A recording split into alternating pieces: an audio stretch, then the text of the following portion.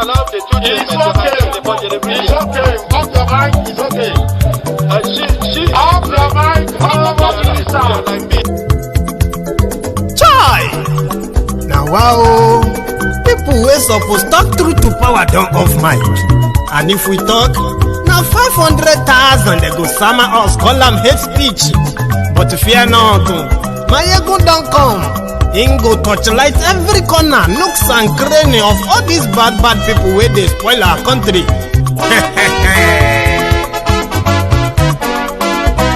So my people make we laugh, oh yo yo. Maiyegun don't come, oh yo yo. My people make we shout, oh yo yo. Maiyegun don't come, oh yo yo. Maiyegun don't come, man of the masses, oh yo yo. Maiyegun don't come, oh yo yo. Maiyegun Diary Politico, oh yo yo. Maiyegun don't come, oh yo yo. This one not the off in mind, oh yo yo. Maiyegun don't come, oh yo yo. And in the touchlight every corner, oh yo yo. Maiyegun don't come, oh yo yo. Okay, some people be they holla say they want the power. Chai, them be promise us say we go get light and power. Nah. Them hustle sote they can't get the power. But now they know they do anything with the power. Every day, dollar just they get the higher power over naira. See them talk say make we off mind, but thank God say Maiyegun don't come. So my people make you laugh, oh yo yo. Maiyegun don't come, oh yo yo. My people make we shout, oh yo yo. Maiyegun don't come, oh yo yo. Maiyegun don't come, man of the masses, oh yo yo. Maiyegun don't come, oh yo yo. Maiyegun Diary Politico, oh yo yo. Maiyegun don't come, oh yo yo. This one not the off in mind, oh yo yo. Maiyegun don't come, oh yo yo. Person where they do evil, no one make person talk. Them say that Maiyegun, that man too they talk. He too they talk. Say Maiyegun Diary, he they hot like pepper. But every day, then they take money in bulk. Woman picking, they the street they hawk. Still them talk say, make we no talk. But thank God say, Maiyegun don't come. So my people make you laugh, oh yo yo. Maiyegun don't come, oh yo yo. My people make you shout, oh yo yo. You, the viewers, members of this temple of truth, okay, including those who don't agree with us.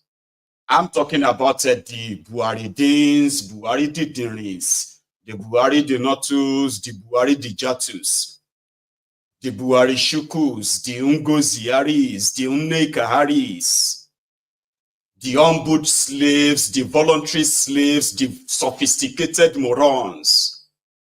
And your uncles and aunties abroad, the Abroadian Buhari idiots, the Mumumadus, the Bele lecturers, and the rest of them, the Abroadian Buharidins, Buhari Didiris. Majority of them have now metamorphosed into a new, a new epidemic or pandemic, and that is the bat idiots, the bastards. It is an opportunity for you to join us, even if you are a die-hard Lagos Abobaku, Oshogbo Alimajiri, the crumb eaters, the crumb chasers, the ass lickers, the all-risers, the Agbadorians in general. Nobody is going to hold your hand. A lot of you have been mostly crickets. You call people keypad warriors, but majority of you are. You can say a lot of things with your keypad, right? Maybe you should put face to that, to that profile. You can be part of the parliament too. Ask those who have been. If you have that much courage or much information, you can join us.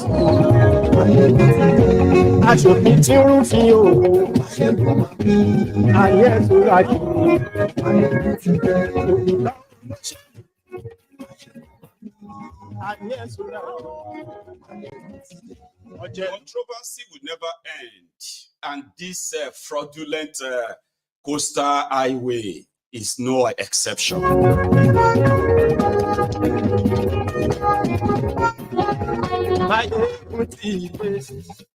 Now, today, So good morning to you, good afternoon to you, and good evening to you once again from wherever you are joining us from.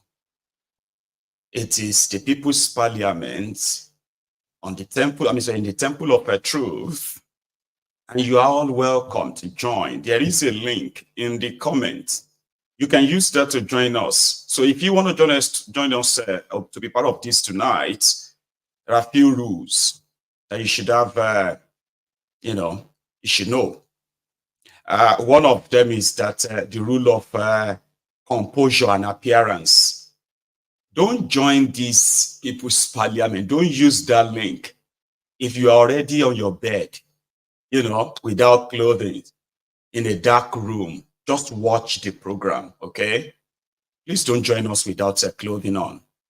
And don't join us in a more awkward place that could be much like, So at least present yourself in a way that if you are to appear on your national TV, because this is like an international channel, appearance matters.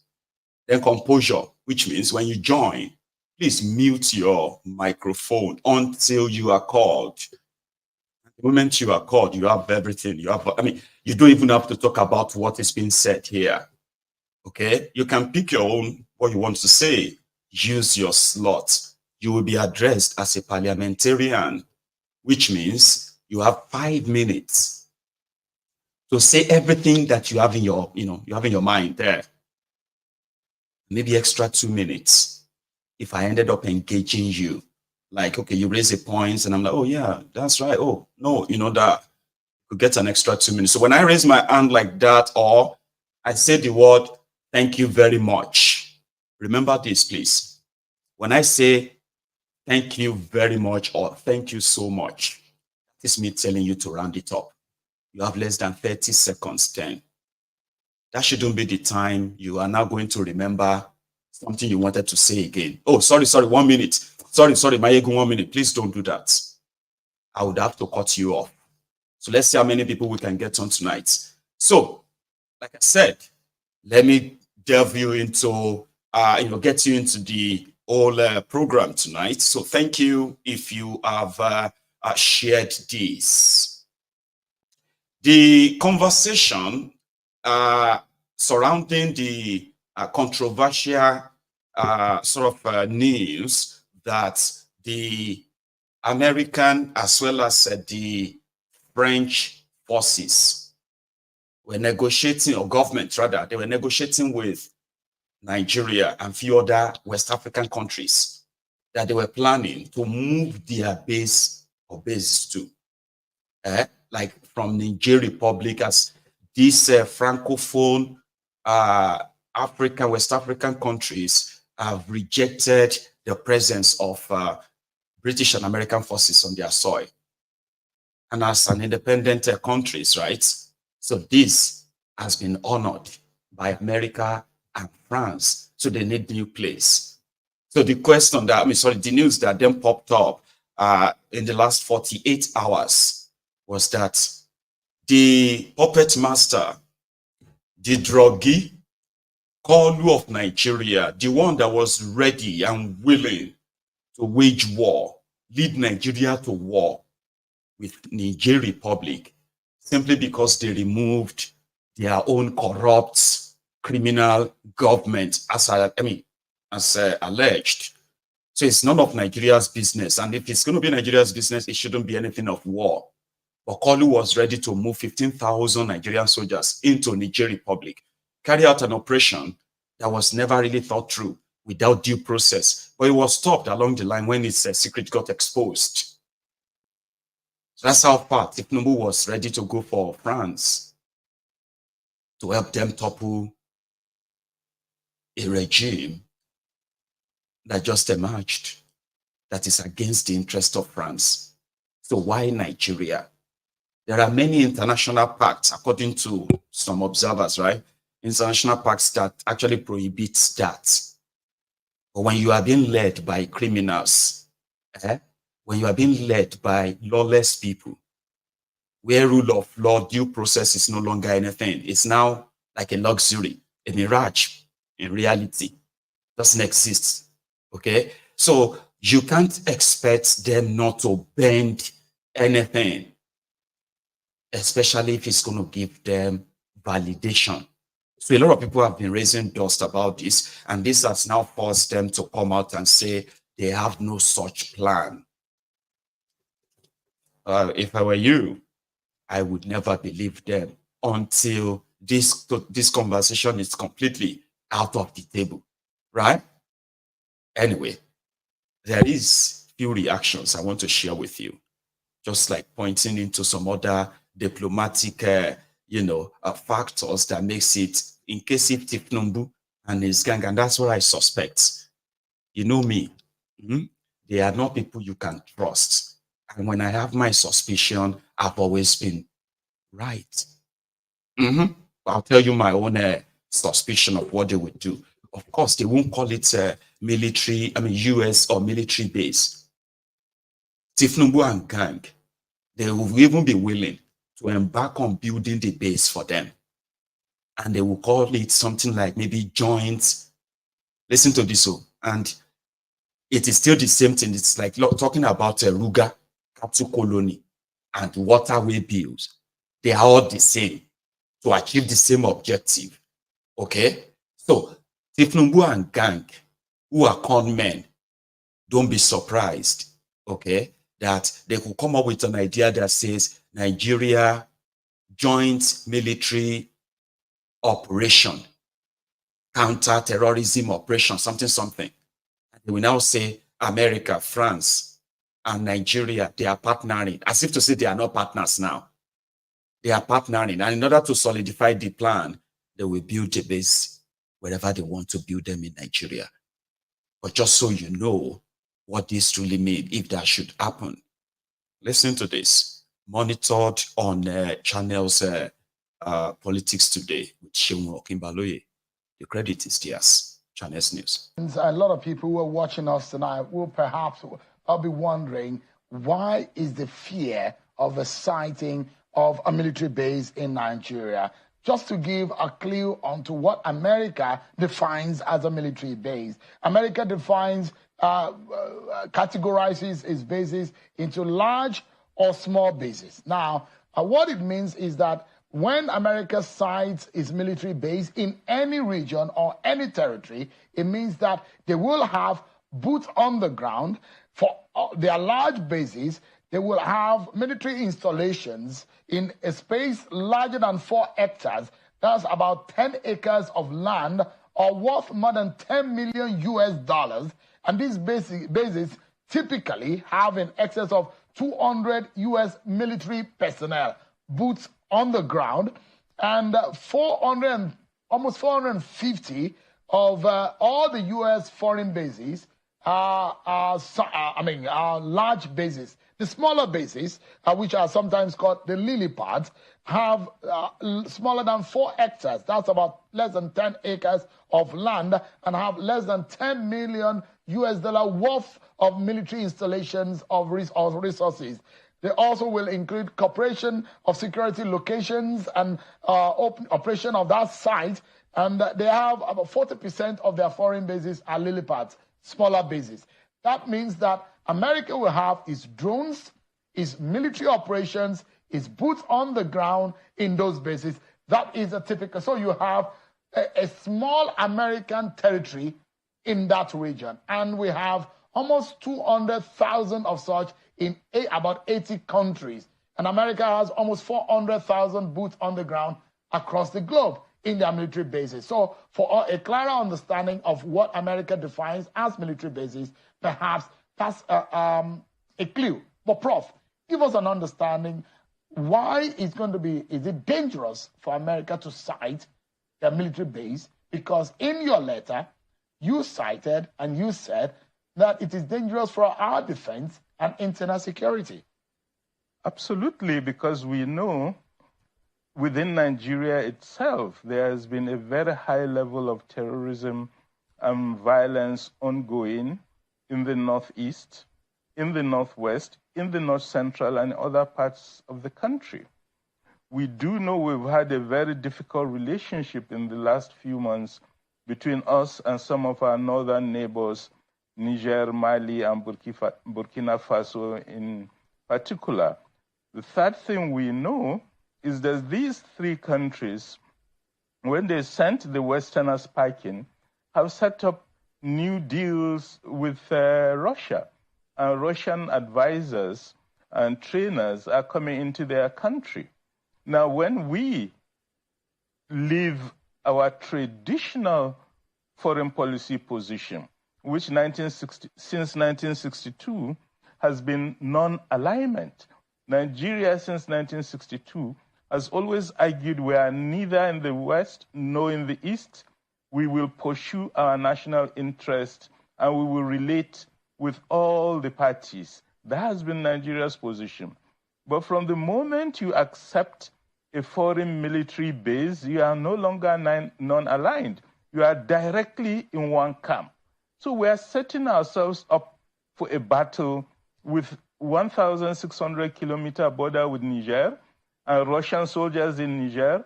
Why are we bringing the Americans to fight a war that's not our war, but their own war?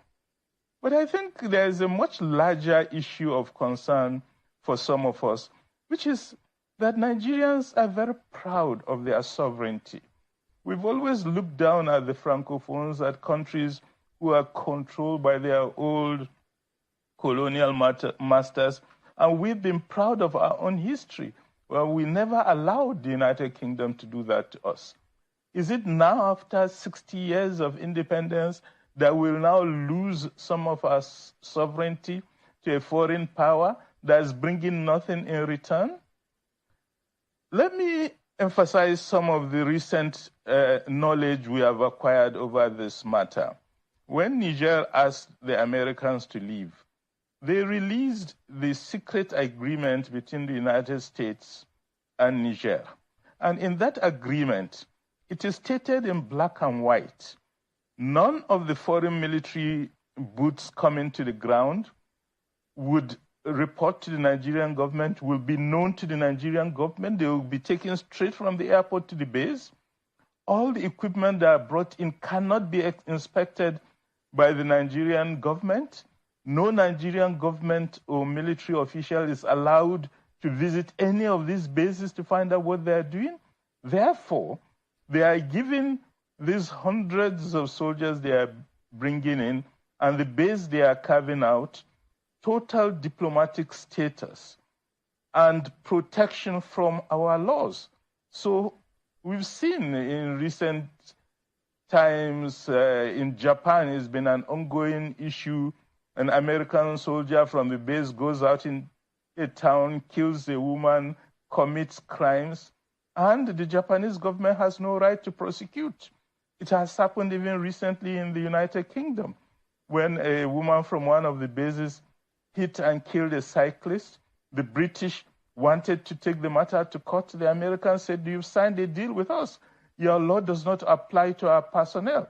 We can do whatever we want and get away with it because we have this agreement. That is the type of agreement the United States have signed with all these countries with which where it has military bases. We as Nigerians are simply too proud and too sure of our own dignity. But what about the kind of handshake and the kind of support and help that Nigeria? Baba said Nigerians are very proud of their history. But he's right for all he said. Okay? American military bases all over the world is like America in your country. Your law does not apply to them and everything they do. Your government has no control. The moment they come in, that's it. Until you have disagreement and you have to ask them to leave. Okay? So he's right about that and all that. But like somebody said, talking about a foreign policy, like for real, what is Nigeria's foreign policy? That you can say Nigeria is different from the Francophone countries. So this is part of the Delulu life that majority of Nigerians were raised with. Oh, Nigerians are proud. Nigerians are rich. Oh, Nigerians are loud. And indeed, because they say Nigeria is the giant of Africa. These are just some delulu nonsense that they've put in our head for long. Nigeria is not independent. These guys could do whatever they want. Look at you. Do you know that Nigeria is considered as an Islamic country, as a member of Islamic organization of this world? And Nigerians were not asked if they want to be part of an Islamic organization. Nigerians were not asked. It was just made, and that's it. And there were people that they will kill people if you say they should remove Nigeria from it. But they are the, he said more, and I want you to listen, because this is not just like using every other sentiment and okay, but this is like some good information that you can still hold when you're having an argument or having a conversation around these subjects. It's important. As for Thiefnubu, I don't think these guys know who they are dealing with yet. You don't know yet, but you will find out. Well, listen. Of the coming together of such eminent Nigerians and scholarly-minded people and warning the Nigerian government, you must have seen something. What did you see?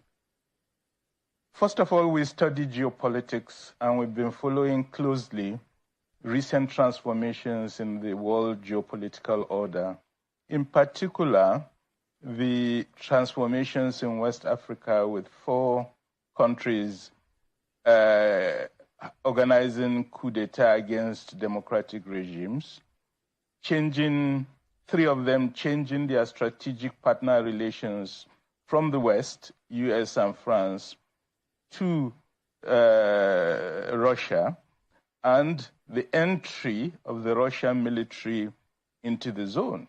Clearly, the hegemons that are the United States and France that have held sway in this region since colonial times are extremely upset. But not only are they extremely upset, they urgently need new places to redeploy troops that have been sent out of those countries. Just from Niger alone, you are talking of 1,500 French troops and 1,100 troops from the US. You are talking about the biggest zone station that the United States owns in the entire world was in Agadez in Niger, and now they've been told to pack up. This they use for the surveillance of the entire Sahel North African zone right up to the Middle East. So it's a major strategic blow that has happened to the Americans, and their immediate issue is to relocate these bases, these forces, and this equipment within the region. Of course, they've moved some of their forces to Chad, but they found Chad to be too far to the east as far as much of the central Sahel is concerned. And Nigeria, for them, is a strategic location, which has a 1,600-kilometer border with Niger Republic and is close to the other Sahelian countries. So this is the open source that we all know. But I think in addition to this open source, there have been indications of these discussions with the Gulf of Guinea countries.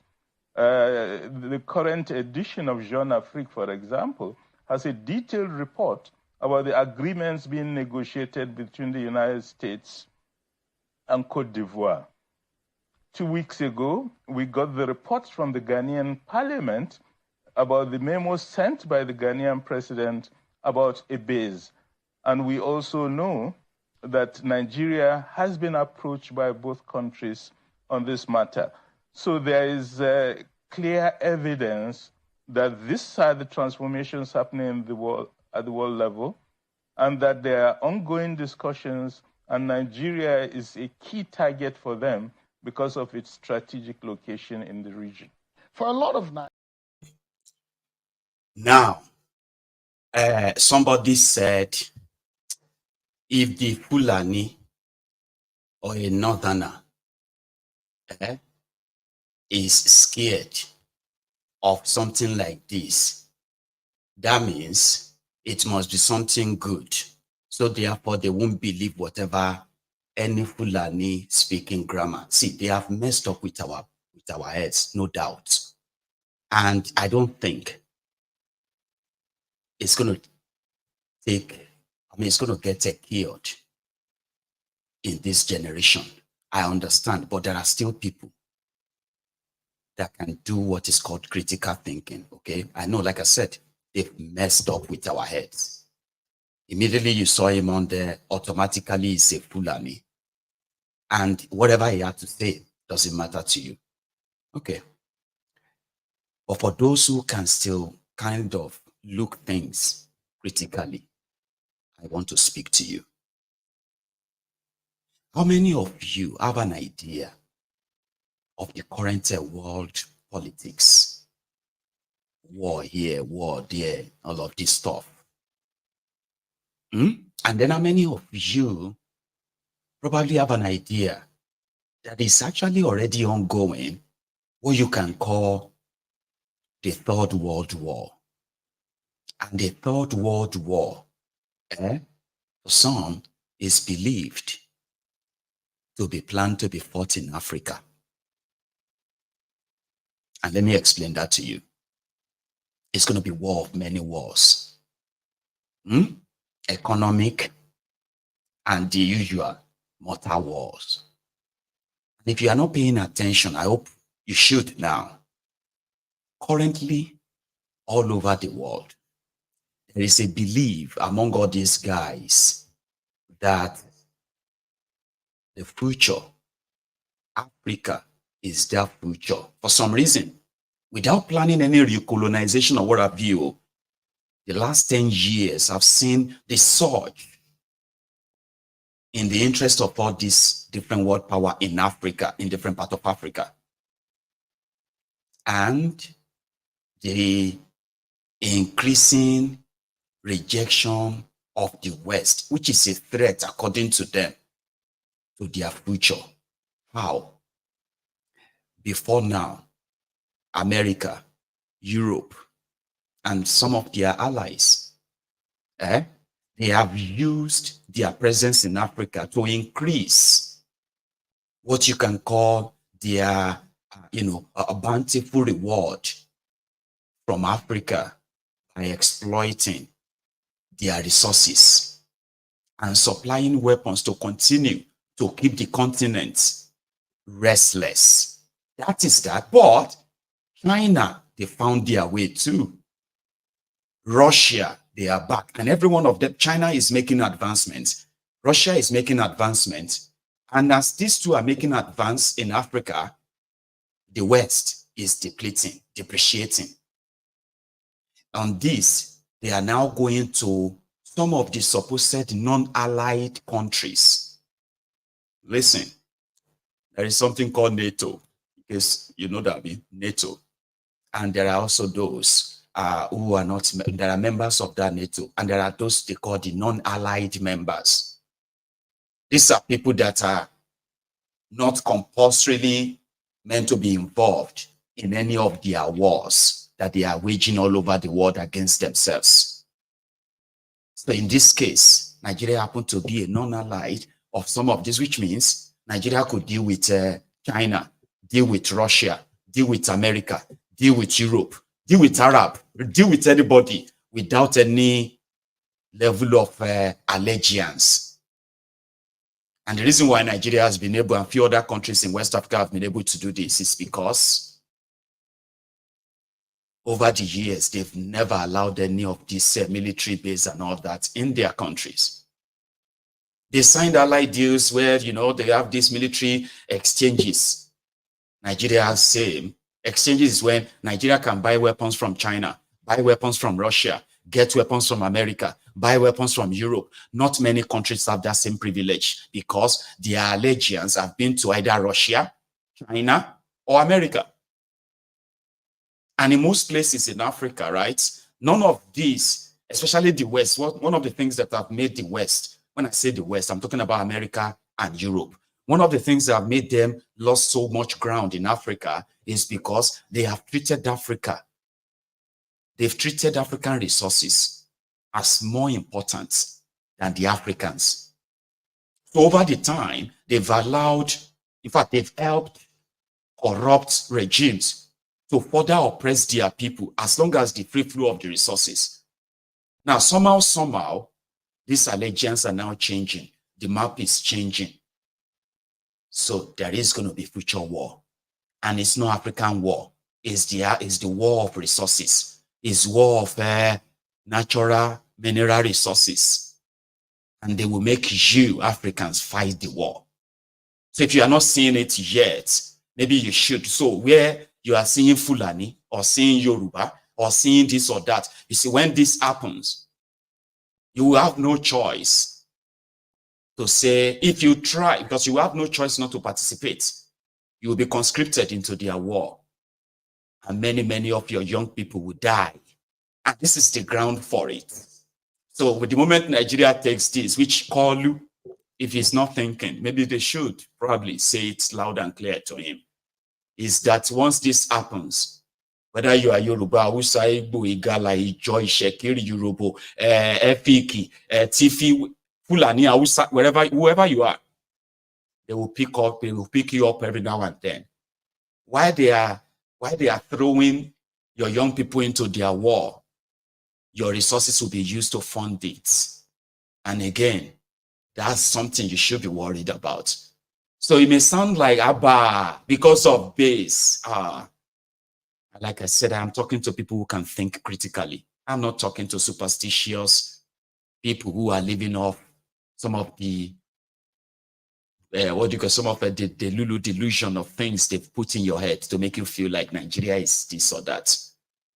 But listen to Professor Akinyemi. He is also a foreign affairs. He was a foreign affairs minister in Nigeria. He has this to say. I'm shocked about this development, and I hope it is not true. We have a long history about attempts at installing a military base in Nigeria. You'll recall, no, you won't recall, you are too young. At the time of our independence, there was this attempt by the British to install a military base in Nigeria. It was raised in Parliament. Students from University of Ibadan came on a march, and there was a brouhaha, and finally they killed that project. Therefore, this will not be the first time that there will be an attempt to have a military base in Nigeria if it is true that there is such an attempt. The last thing Nigeria wants is to have a military base by a superpower in counterpoise to another superpower, because in a way, Russia moving into Niger, into Mali, into Burkina Faso, the United States moving into Nigeria brings us actually right into confrontation with each other. And that's the last thing we want. I know that we have problems with the jihadists, with ISIS.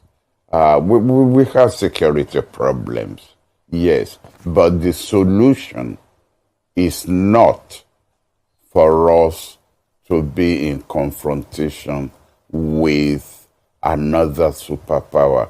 We will simply, you know, we will maximize our problems.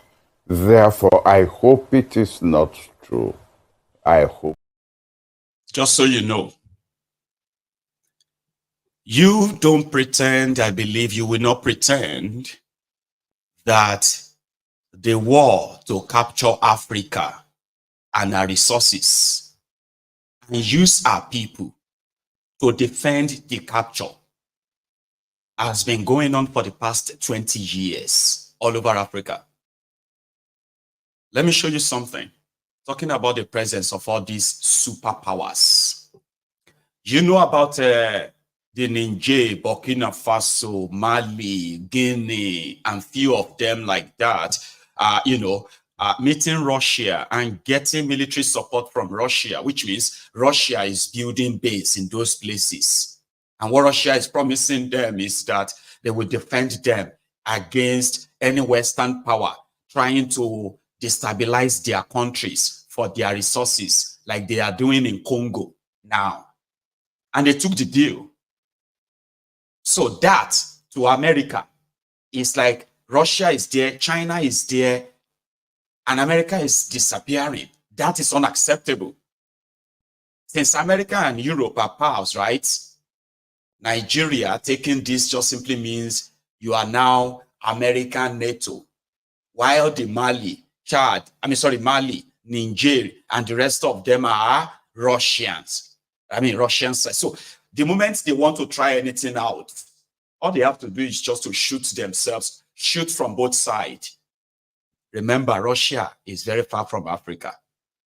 Europe and the rest of them, they are not Africa. And all these people is like now bringing their own war right to us. Ask yourself, if this is about protecting Africans, how come they just, their base in Niger Republic, which seems to be the largest or biggest in that axis, it has been there for more than 20 years. How come the terrorists in the Sahel are still existing and growing stronger? French forces have been in the Niger Republic and some of these French-speaking countries and their bases, so they have been there for more than 50 years. And if you had the colonization period, they have been there for more than 100 years. And instead of the terrorism to die down and the people enjoy their resources, the terrorism continued to grow, escalated. So if anybody tells you that, now take a look at this. So many countries have different forces in Africa and where they are. Now, if you look at this map from your left, you will see Belgium, you will see Britain, you will see France and America, where they are currently stationed their different forces. All of this. And in Mali alone, look at that map called Mali. See how many forces there in Mali. And yet, there's no security in Mali from the terrorists for years. Then if you go to Niger as well, look at all of these forces all over the place. Let me go check. Do we have any of them in Nigeria? Let's see. Ivory Coast, Guinea, and then you go forward and then to Nigeria. So in Nigeria, you have the terrorists. These are the one in black spot. See where they are. Very close to Niger and Chad and the northeast of Nigeria. See that place called ISWAP attacks. That dark spots. But look at all these forces all over this place. Because they are not there to protect Africans. They are there to protect what they are taking from Africa. You get that now? So this is America. United States military bases all over Africa and where they are. See, as at 20, and how much they have actually spent in those places too for that period. So the bottom line is that it is not that there are no presence of America in Africa enough. It is just that their priority has never been about Africans, even if they say that all the time. So the depreciating presence of, would you call me, the West in Africa is due to their help in sustaining poor leadership, draconic and dictators that have only made Africans poorer. And now that Russia, China have been dangling the carrots, building roads, training their military, supplying them weapons, building infrastructures across all these countries. So a lot of them are now shifting back. So if they're going to fight war in Africa, all they have is just to see if they can get the giant of Africa on board. And this is the man in charge of the place. He is a man who is ready to jump. Ask him to jump, he will jump as high as you might, as high. It will only ask you, like, how high? But he is currently missing. Where is Thiefnubu? Eh? I mean, it's not as if, like, if you see him, he's probably going to, bring any light into the room than darkness. But where is he? They said he can rule from anywhere. Okay, great. But where is anywhere? Do you know where is anywhere? We could have tracked him, all right, if the presidential jets, their presidential jets are working. So you know what happened to their presidential jets? So Thiefnubu went to Netherlands. And as they were planning to go to Saudi Arabia, the aircraft, according to them, were packed up. It won't work. So they decided to go and bring the one for Shitty Man from Nigeria. So when they brought that one over, the moment that one touched down in Netherlands as well, it won't work. Abba. So they now said, okay, they should just send all of them for repair. And Kolu had to proceed to Saudi Arabia on a chartered private jet. And since he appeared at the World Economic Forum in Riyadh, Saudi Arabia, he hasn't been seen in public since then. I know it could, because you know what they did to some of you who have always been asking, how come Thiefnubu is no longer shaking? How come Thiefnubu is no longer slurring when he talks? And somehow, some of you were convinced that he was pretending during the campaign. He was pretending not to be well. Well, should I say, God bless your ignorance, Abi? Well, here is the answer. Thiefnubu wasn't your president at the time. And he, as unwell as he was, he needed to have a break away from the public. But because he couldn't be away from the public. So what was that? It was now being shuttled back and forth. In the process, there are so many lapses. Okay? Some of the times he had to be drugged just to appear at different campaigns. And when he appears, he just say one blah, blah, blah nonsense. And they pack him up again, jag him up again, pump him up again for the next one. So they were managing him to push and push and push. And that's why he never had any TV or any one-on-one interview with anyone without them having to script or record it. But here is what changed. All right? In fact, this was one of the reports like Thiefnubu's camp in 2015 when they got the report that Bokwari was very, very sick. Okay? That Bokwari had a very serious terminal illness and he could die in 6 months. Okay? And that was why they felt like he should be president. Soruga will be president after that. So that didn't work. It was like a gamble that didn't last. So similar thing is now being said. This same health report is in the hand of these jihadist Arewa northern rogues. And they believe that maybe he's probably going to die after 6 months. the way he was doing. The way he's, they forgot the fact that, you see, this is 2024 now, by the way, okay? But this is 21st century.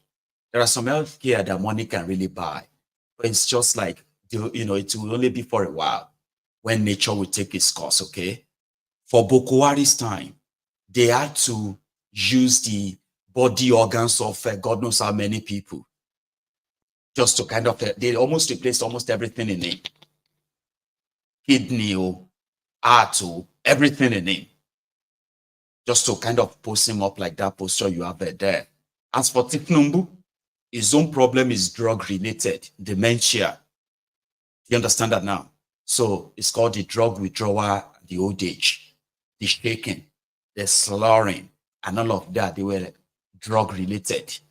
So what did they do for Thiefnubu? Instead of taking him to France every now and then, why not bring France to, instead of taking him to the American hospital in France, why not bring them to Abuja inside the Aso Rock? Get him jagged, get him pumped, let him rest most of the time before he actually goes out there. It still doesn't make any sense than dropping big words that don't make any meaning. But a lot of you are so like, he's talking now when he's actually not making any sense, right? However, that is like managing the problem. So you could still tell where he was. But the last 8 days, nobody has heard or seen Thiefnubu. I'm not like concerned though. I'm just saying, if he can rule from anywhere, the question is, where is anywhere? If it's in Saudi, if it's in Germany or German hospital, or if it's back to the American hospital in Paris, the ideal thing is just to say, oh, he's ruling you from Paris, or he's ruling you from Saudi. In fact, some of you are both.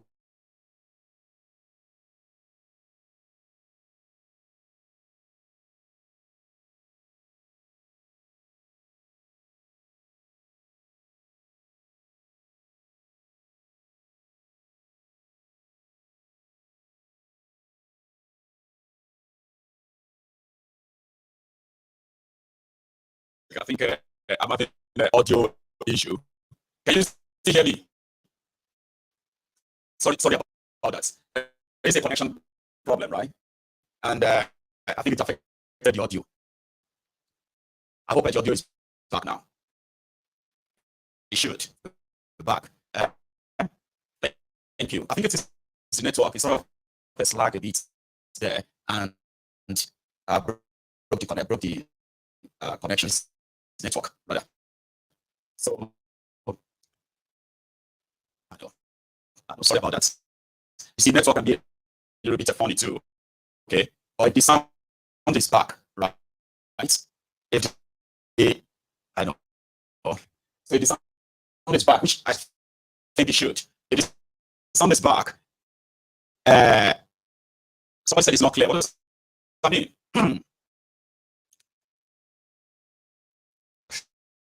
Okay, I will be back in a second, okay?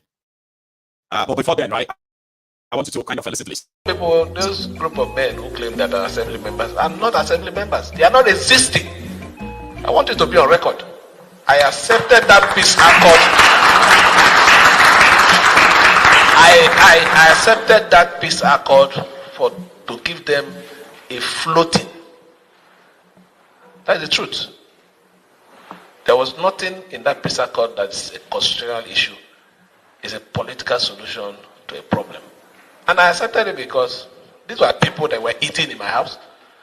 These were people that have helped pay their children's school fees when I wasn't even a governor. So what is the thing there? Yeah, we might have a division, but I believe that one day we could also come together. And that was the reason I did it. But I think it's according to a time when I need to make a statement on this thing, so that they understand that they're not existing. The existence is me allowing them to exist. If I de-recognize them, they are nowhere. That's the truth. So, I want you to see the sacrifice I've made in cause of allowing peace to be in our state. I can say here with all amount of boldness, I've never called any policeman anywhere to go and harass anybody. I've never gone anywhere to do anything against anybody. But what happens to people that are supporting me? They are being harassed. They are being detained. There is no week that somebody doesn't come here with one letter of invitation for trump-up charges and all those things. And in the face of this, you use the word. And why I'm saying this is because of what my senior said here, restraint. I don't think the other party has shown any restraint. I am the one that have shown restraint in the face of this thing. I'm the one that is badly heated, even when I have. Apologies to everyone once again. For some reason, I don't know why the audio is still kind of acting up. I'm going to need your help because we are about to open there. Give me a sec.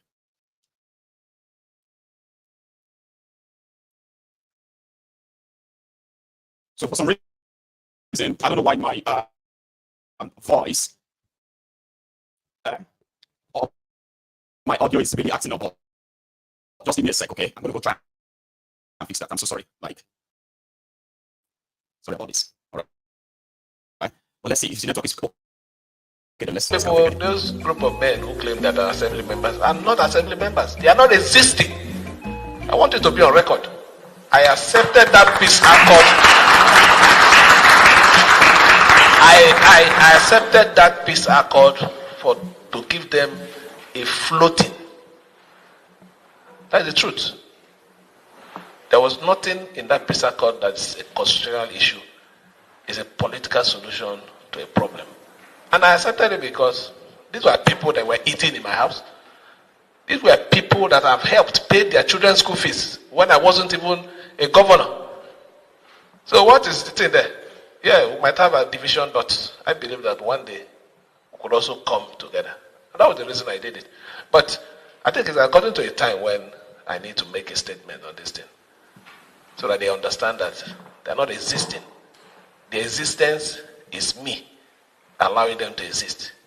If I de-recognize them, they are nowhere. That's the truth. So, I want you to see the sacrifice I've made in the cause of allowing peace to be in our state. I can say here, with all amount of boldness, I've never called any policeman anywhere to go and harass anybody. I've never gone anywhere to do anything against anybody. But what happens to people that are supporting me? They are being harassed. They are being detained. There is no week that somebody doesn't come here with one letter of invitation for trump-up charges and all those things. And in the face of this, you use the word. And why I'm saying this is because of what my senior said here, restraint. I don't think the other party has shown any restraint. I am the one that have shown restraint in the face of this thing. I'm the one that is badly heated, even when I have all the instrument, government instrument, to cause disaster. But why would I do it? This is a relationship that you eat together, you drink together. Why would I forget those things? So even when I act knowing fully well that there's a relationship which is bigger and greater than any other thing.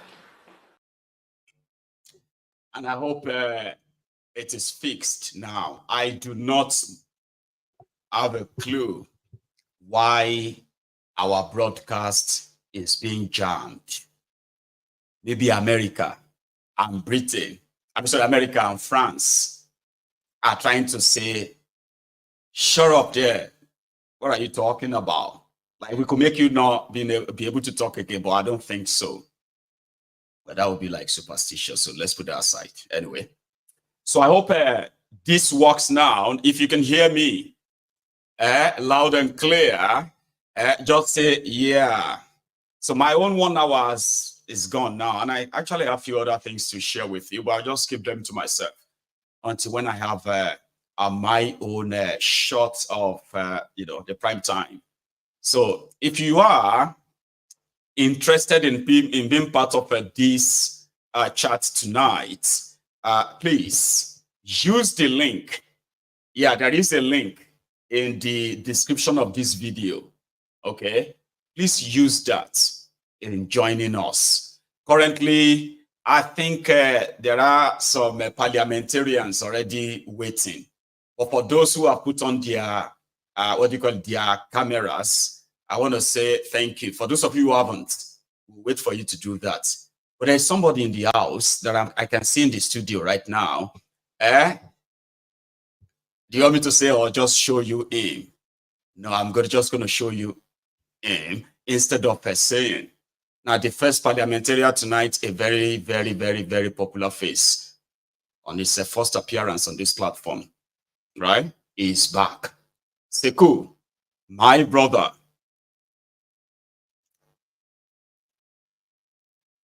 You can unmute, by the way.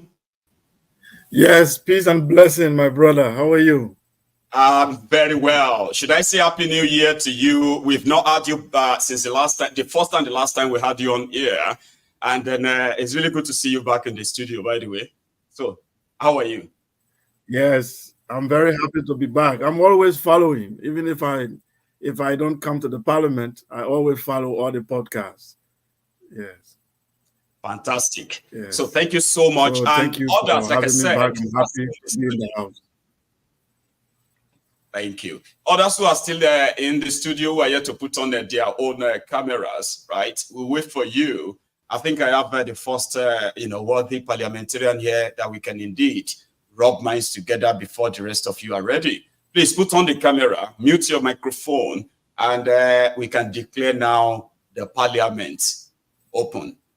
Sekou, thank you so much once again for joining us, okay? And as we do here, what you want to talk about, and then you can delve into them as much as you want. And intermittently, I might kind of try to engage, make it more interesting. So if you are okay with that. So yeah, the parliament is hereby declared open. I will reshare the link to those of you who don't have it yet, okay? Oseku, thank you, please. All right. Yes, so once again, thank you for members of this parliament of truth and revolution, the parliament of justice, and creating awareness for our people. So I'm very happy to be back. I was here a couple of months back and it was very good. We had good conversation. Today, there's a lot has happened between the time I was here until today. A lot has gone on. So there's a lot we are unpacking here tonight. There's the geopolitical aspect to discuss in terms of the military base in West Africa, the Sahel country. That's a geopolitical discussion. Then there is the eternal issue in Nigeria about the president missing, about the Wike and Fobara and other things you show. So I would like to start with the geopolitics. With that, I'd like to show this book to a member of the parliament. If it is, I don't know if it's clear enough. If it's not, then I will come back and show it. Yeah, if you move it closer to your chest, yeah, it is clear. That way, if you move it closer to your chest, closer to yourself, yeah, you can come properly, I believe. Brilliant. That's right. Yeah, we could get that now. Thank you. I think because I have to remove the background. Yeah, I put a blurry background. I think I don't know how to. I'll take it out later. So this book is called White Malice. It's written by Susan Williams. It's about how the CIA in USA have entered into Africa since the 1950s and 1960s. And their job is to recruit our elite, our politicians, those who are potentially to become president, or those who are likely to have power. They recruit you sometimes knowingly and unknowingly. Their job is for you to work for them. And I'm sad to tell you that most of our leaders on the continent were actually assets of the CIA, including my own country, Liberia. Even Charles Taylor, that came to Nigeria at that time, when you guys remember when Jaga Jaga, the song Nigeria Jaga Jaga, where they talk about Charles Taylor in Calabar. Charles Taylor worked for the CIA in Liberia. When he had done his job, they got rid of him. So what I'm trying to tell you here, your president, if you remember, during his case with Atiku, the FBI said they were going to send out some documents about him. Then the letter didn't do it. They were trying to recruit him. They were trying to persuade him in the corner and say, look, if you don't do our job, you see what we got on you. And that's the truth I'm telling you. Where your president is right now, if they ask him to jump, he's going to say, how high can I jump? Yes, that's all I can tell you. The leader you have right now in office, he is a puppet. And I said this on the day he got in office, that he has been a puppet since he was governor, in fact. So right now it's even going to be worse. And the Northerners are against it. They have their own interest. Now the security is not actually their interest, but they have other interests that they are trying to protect. So now let me tell you also the implication of having a military base in Nigeria.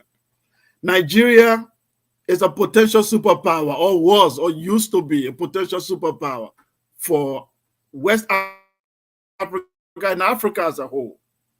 That country has a lot. Even when the Britain, in the next 30, 40 years, this country might rival us. They had that fear. But it appears that Nigeria has lost this dream to become an African superpower. It appears that Nigeria has lost that dream since Buhari took power. To have a foreign military base in Africa is a country that is potentially to become a superpower in Africa, is to show that Nigeria has resigned, has given up its position to be a potential superpower. Because where we are right now in terms of geopolitics, World War III is being prepared. Since Putin attacked this country, Ukraine, there has been planned. All countries in the West are preparing for World War III. And World War III is going to be a nuclear war. And guess where World War III starts? It doesn't start in Europe. It doesn't start in America. It starts in third world countries where they have their bases. It starts as a Cold War where they attack each other's assets and bases before the world gets to their ground. They are trying to make Africa the starting ground of World War III. So, for Nigeria, we're supposed to be a protector of West Africa, the mouthpiece of West Africa and Africa as a whole, giving itself up. I'm telling you, the black race has gone back 100 years backward. In 2024, I can tell you that the black race has gone back at least 100 years backward with all this elite that we have right now. We are not even part of the discussion of the 21st century. We pretend that we are in 21st century, but we are not part of it. We are not part of it. Nigeria had a dream of nuclear weapons since independence. They have not done nothing about it. Now the US wants to open a base. When Russia will have a base right there in Niger, the World War III will begin on the continent before it actually materializes in Europe. I want to stop there first on the geopolitics. Cool. Thank you so much. While you kind of take a breather on that, I have another parliamentarian who has joined us tonight. So, sir, as usual as well, okay, it is yet to get busy. Some people are still thinking, should I join, should I not? So I will just enjoy our time until we have more of us joining tonight, sir. However, the People's Parliament, as you know it, you can choose what you want to say, what you want to talk about, or pretty much share your view on this current topic to continue sounding warning to those who are in charge that don't make this mistake, or else it will be the biggest of all those mistakes that probably Nigerians have been made to sort of live with. Because talking about mistakes or wrong decisions of those in charge, we have become so accustomed to this, right? there is a particular one you will make, I mean, everybody have to say, no, this one, don't try it. What do you think, sir? Please. Yeah, hi, Maiyegun. Yes, sir. So nice to be here again with you. I think you said your last statement, we shouldn't try and make this kind of mistake.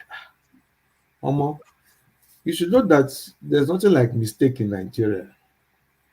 Everything has a purpose, a definite purpose. People plan, people take actions, and people don't care. Omo, if somebody wants to put that base in Nigeria today, that base will be there and nothing will happen. Trust me.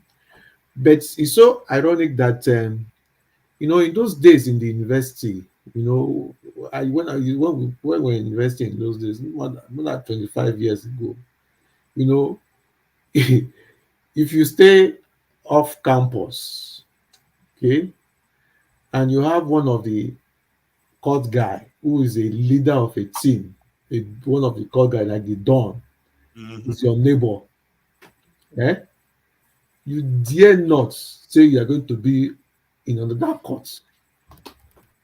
you are very close. Maybe that guy is is a Don. That is where most activity happen. Maybe you're in the same compound. And they say, that man that is the Don of Aye. Then you, Bukanya, will not go and be in that compound. It's not possible. That was the foolishness of Ukraine trying to do with Russia. Don't go and fraternize with your neighbor's enemy. Now,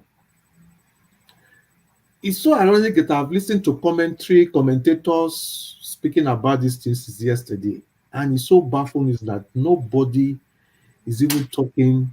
Everybody's just speaking from two sides of their mouths, just to be careful not to offend the establishment. Now, we should know that US has a strategic interest in whatever they do. The strategic interest of the US in the US planting a base in Asia is quite different from that in Europe. It's quite different from that in Poland or wherever else. It's quite different. Can Russia go to Mexico to go and plant a base? Will the US allow? If the US is coming to Nigeria, mind you, the strategic interest of the US base, maybe in Japan, in Asia country, will be quite different from that in Africa. We've already known from beginning, even without telling us, even for what happened in Burkina Faso, Niger, that the strategic interest of the Western world planting the base in Africa was solely to protect the mineral resources exploitation, was for exploitative purposes. Somebody said, since the US base and the French base is out of the Sahel region up north of Nigeria, that is Chad, Niger, that there's not a free ride of the terrorists coming to the border close to Nigeria. And so we need the US base. For goodness sake, is that person a dumb person? Was there no French and US military base in Niger when the terrorists were having a free ride everywhere, left and right? That is not, if American base is going to be in Nigeria, it is to protect and escort mineral resources, protect and exploit. Who cares about if you are going to die or Boko Haram is going to? You will even see it multiplying the more. For security purpose, it doesn't serve us any good at all. And again, there are crosses. Do you know the alliance that the Niger Republic had after that coup? Everything came out. And do you know that if you have a base there, you do not, it's like succeeding is like giving out of your sovereignty to them and say, okay, this particular area, whatever happened, even when they ran into those bases, you can't hold them. From the airport, immediately they land from the airport to their base, you have no authority to check them, the equipment they bring in, what goes in there. You can't even enter there. Ever. Sadari. You are sitting your. So I don't even know why this should be a purpose. Like you said yesterday, Kolu will want to use it to when he's looking for, what is it called again? Because validation. He's looking for validation of the election for the Western world. So right now, just like Sekou said, if you ask Kolu to jump, he will ask you how far. In as far you can validate his position as the president of Nigeria. Any Western world that is ready to validate his election as the president is ready to do anything for that person. And everything. Sadari, thank you so much. There is, you probably still have one or two to still add to what you have said already, sir. So we'll get to that. There is these three parliamentarians in the studio. See, the reason why I'm kicking you out is because what is the point of you sitting there, putting your camera off? What is the point? You can just sit down and watch the program at home, okay? Like you are doing, like we are all doing now, eh? You can just sit right there and watch it. There's no point in sending requests in and then turning your camera off. So I can ban you from sending requests. Agu, maybe I should mention your name. I don't know if you're having a problem with your device, okay? Please, if you can't put on your camera, I'm going to have to ban you from sending that request. For the last time, I'll kick you out, okay? But others, please put on your camera. That's to show that you want to be part of this, all right? I don't know why that is even so hard for us. Sekou, I am coming back to you simply because I believe that you have more than just what you've said so far on this, the disadvantage or even the error this is going to be if we should, by any mistake, right, have this kind of base, especially in Nigeria. Now, you said something about Nigeria being a target because it's strategic, their plan. Part of what I've also heard is that, like you said, so they can't really go to Chad. Chad is like, it's going to be a bit far from the, it's like far from the east. The presence of Russia, this, and also expanding because in other places, Russia is also building the same base, right? So America and the West generally, with people we have in Nigeria. I want to talk about Nigeria. Okay, let's kind of put that, because sometimes Nigeria could represent what other West African countries represent too. So Nigeria being a target, and Nigerians who have pretty much like we are mostly like captured right now in the truest sense of it. So we don't really have much say. The reason why you're having this conversation today is because we are being kind of rude by people who don't give a damn about what we feel or whatever we say.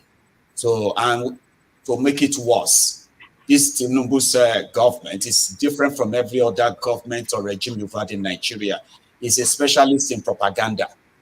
Now, looking at all this danger that they could have their way and all that, okay? So what does this mean to an average Nigerian? Because if you want to ask people to reject something, you actually want ordinary people to understand what they are rejecting without them being misled with this, tribal, ethnic coloration to everything in Nigeria today. Talking about real danger here.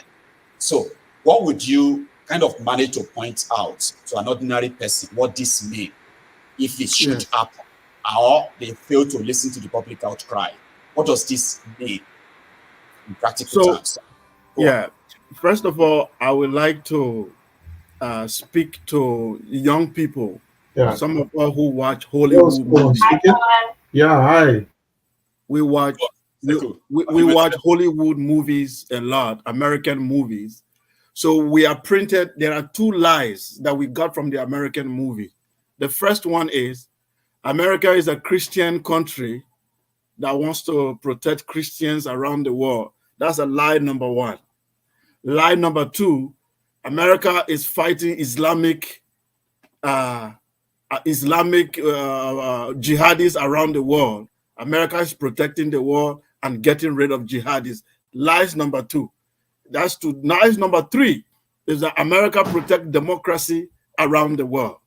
Those are 3 lies. How do we know?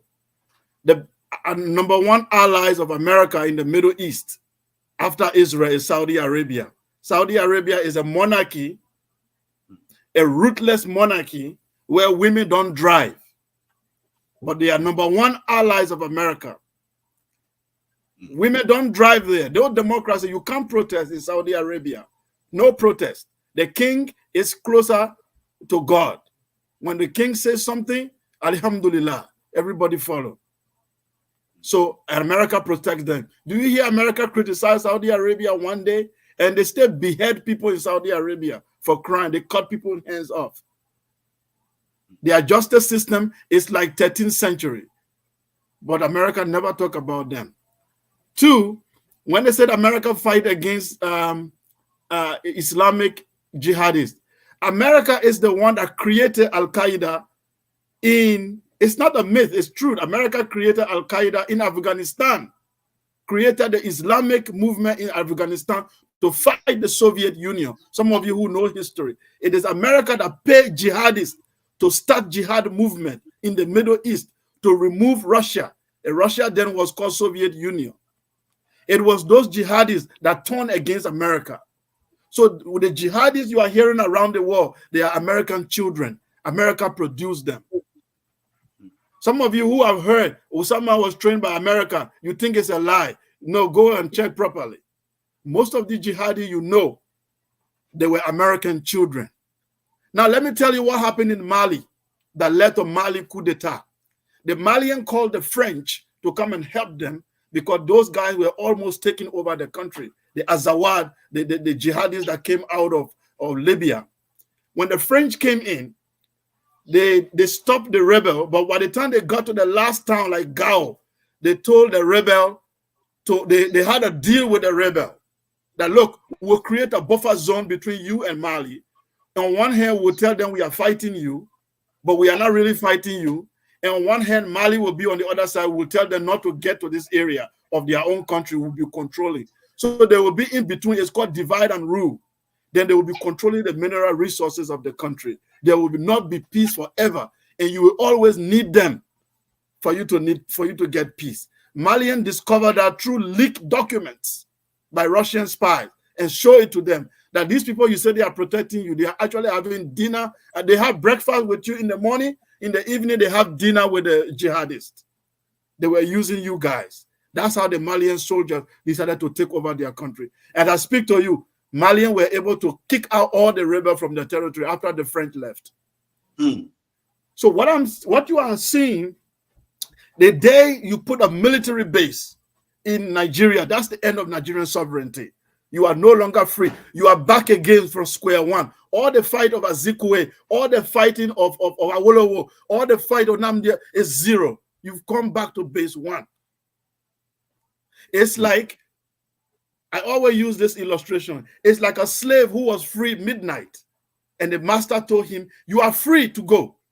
Then that slave get out. Then he saw snow and rain and dog barking. He go back to the master and knock the door and say, Oga, I can't go tonight. You gave me freedom, but I can't go tonight because there are dogs, there are the snows and rain are falling out there. I can't go.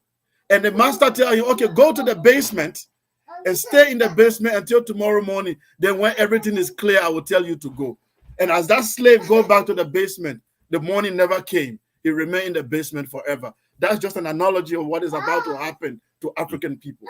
It's like we got independent and we don't know what to do with it. And we say we are facing challenges. Then we go back to the man who colonized us yesterday and tell him, we cannot do it, Oga. We can't do this. It's very hard. We can't protect ourselves. You know, we will be so grateful if you can come and protect us. Like, come and protect us from our own brothers. We cannot understand them. So please. So they will say, okay, no problem. So when they get there, guess what they will do? They will make a deal with those your brothers. Now they will be in between. They will become gods. Now you will need them to talk to those your brother you used to talk to directly. It's either you get freedom or you don't have freedom. So what I'm going to tell you, if the military base is established, what's going to happen to the ordinary man? You've lost your sovereignty. Now, if they want to do coup d'etat in Nigeria, it's very easy to plant in anybody they want to plant. Any revolution you want to do, they can be able to undermine that revolution. Even you, the ordinary people that is fighting against the system now, it will become much tougher. Because it's difficult when someone is meddling in your affair than you facing the oppressor directly. So we should never allow this. Sovereignty is the number one thing that any people need in their lives. For you to talk about development, you need sovereignty. Thank you. Sekou, don't go yet, please. If I can still borrow much of the time, I would love it, okay? But let's go to Vine Maxwell, Oluke, and Walter Ochozo. So I'm going to stay with Vine. So Vine, I'm coming to you then. We're going to go to Oluke, and then we're going to go to Walter Ocho.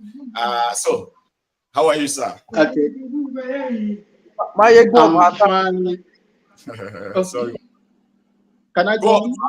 See, this is how we're going to do it, okay? Sir Maxwell will speak next. He will yield the mic to Oluke. Okay.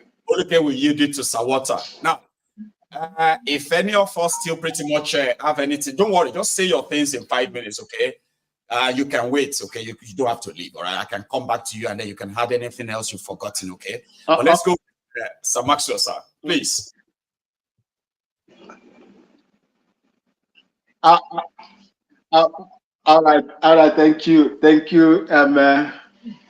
my brother Maiyegun the General. I've been watching you for several times now, several occasions, and I cannot doubt, the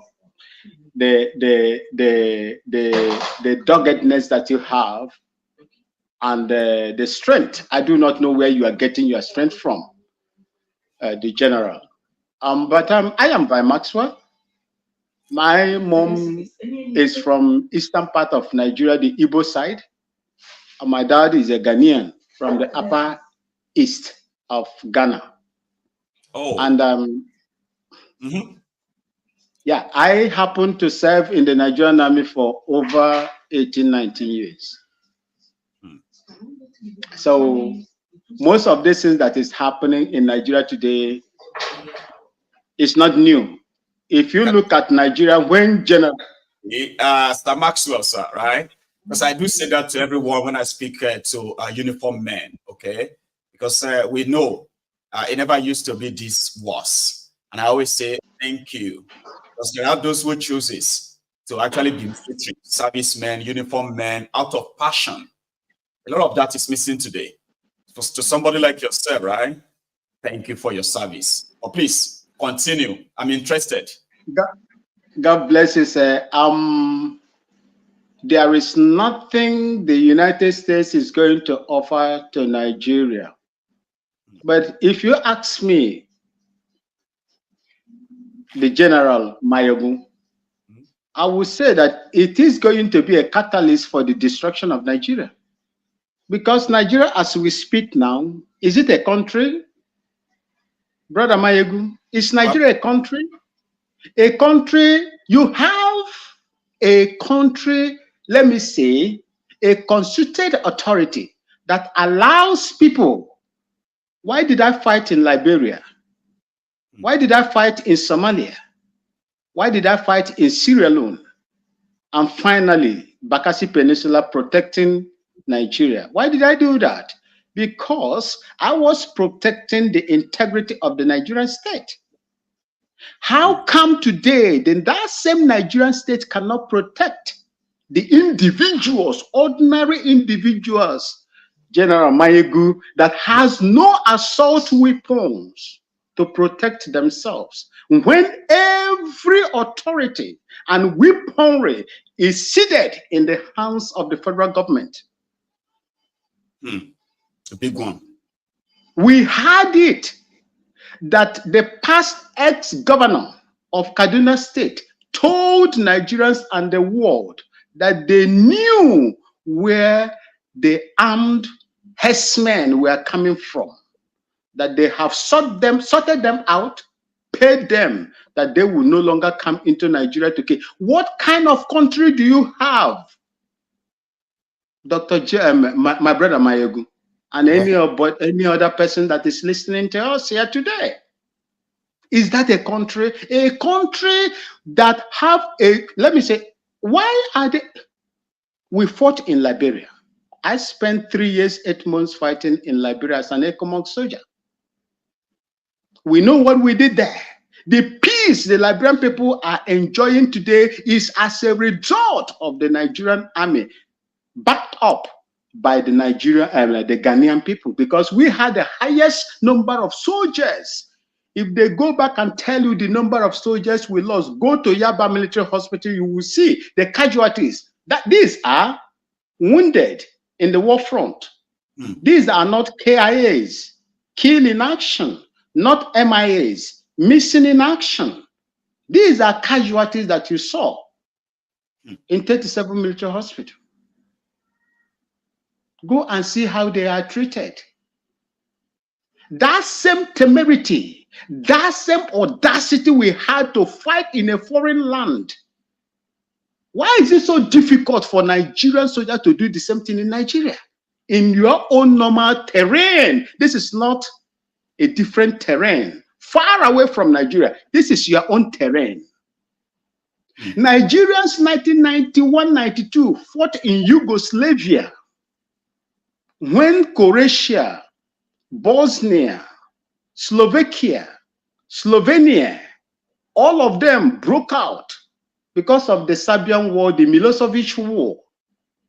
Nigerians went there and they performed, headed by Musa Bameyi. He was the Sector North commander, Major General Musa Bameyi. They call him Kurat. Most of you that speaks or understand the the Serbian language will understand what they call Kurat. Kurat is a madman, because he was acting like a madman. He was beating them left, right, and center, including the Lieutenant General of the Serbian commanding officer. Why is it that a ragtag?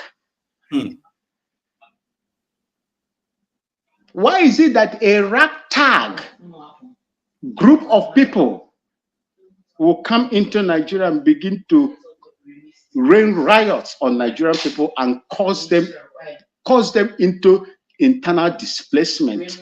Why would we do that? Why would the Nigerian army? That is the reason why Abacha said, if you see any insurrection in a country that lasted for more than 1 week, the constituted authority is responsible for it. And that is why I am here to tell you, my brother, what is going on in Nigeria is a calculated attempt in order to deal with you people, deal with the Nigerian people, and they look at the potentials that you have. Once Nigeria is captured today, I'm telling you, believe in me, the rest of the African countries will be a walk in the park, including my own country, Ghana. Sir Maxwell, you have enough resources that can serve. Yes, sir. Yeah, you have spoken so well, and I know you have a lot to still say. Okay, just kind of catch your breath or a breath again, right? I am coming back to you, sir. Let me quickly go to Oduke. Baba, the usual thing is very same. Okay, you can choose what you want to talk about. For now, it seems everybody is pretty much saying, yeah, showing their own personal reaction and opposition. This attempted invasion of supposed Nigeria sovereignty. You can choose what you want to say. Okay. Yeah, Maiyegun, can you hear me all right, sir? Loud and clear, Baba. Our families, sir. Thank you for your job. Thank you for what you're doing for every one of us. I have spoken on your platform before, and I always watch you anyway. Thank you very much for what you're doing for us. Now, I have a different angle about what people have been saying. I believe that what they were saying is, I live in the West like yourself. You live in Scotland. I live in Stoke-on-Trent. Now, there's no country that can exist on their own. No. If you look at what is happening in Israel, the way these Western powers are supporting them. We also need that. Somebody mentioned Saudi Arabia just now. Saudi is fighting in Yemen as we speak, using a lot of supplies. They are using their petrol to get a lot of supply from the West. UK, France gave UK a lot of a contract to produce weapons. We need to make money one way or the other, guys. We cannot live on our own, especially when we have a lot of security challenges. I've seen when Russia went to Ukraine. I've been to Ukraine myself. Maiyegun, I don't know if you've been there before. No. Yeah. So and I traveled from Poland to Ukraine. Very, very good journey I made that day. A lot of our African and my friends are supporting Russia for going to Ukraine, and I said, "Come on, guys. What we enjoy in the UK, my mates living in Russia, they don't. They get beaten up every time." These are, if you say the West is about to get you, trust me, China, we all see what people what they were doing to us during COVID, black people in China. Go to Russia, see how they are treating us. I'm not saying we should give up our sovereignty, no, but there's a way we can use what we have to get what we don't have, and we need to be very smart about it. And that's my point. And I like your platform. You can hear your opinion anytime. Absolutely. Saudi is using a lot of oil to get what they want. Let anybody attack Saudi today, you will see America there straight away. And that's what you see in Israel. But our people, especially Africans living in Russia, go and ask them. They don't have it like we have it in UK. They don't. Go to China. Not all we were being treated like anything they want to treat us. But in the West, we still have it better. I'm not saying it's the best. I don't know what I'm doing in UK though, because I can do more for Ekiti people. But don't get me wrong, I was pushed out like the way you were pushed out. They looked after me more than Nigeria, to be honest to you. But my own thing is why I don't preach for us to leave our sovereignty. We can't really, our army can't really see, like you said, Maiyegun, in the northern area, if you want to farm, they need to contact the bandits to get a piece of land for you. That's right. So we've lost. There's no security in my local government. Ikole local government, two obas were killed. That I'm from Ikole. I'm from the same local government. So sorry, man. So, Oga, we need to use what we have. We need to be smart. We need to use what we have to get what we don't get, what we don't have. And that's my point. Everybody that have been speaking, I do understand them, but you cannot exist on your own. It's either you pitch your tent with Russia, which I don't, honestly, for Russia, God help you. But where do you go? China? Thank you very much, Maiyegun.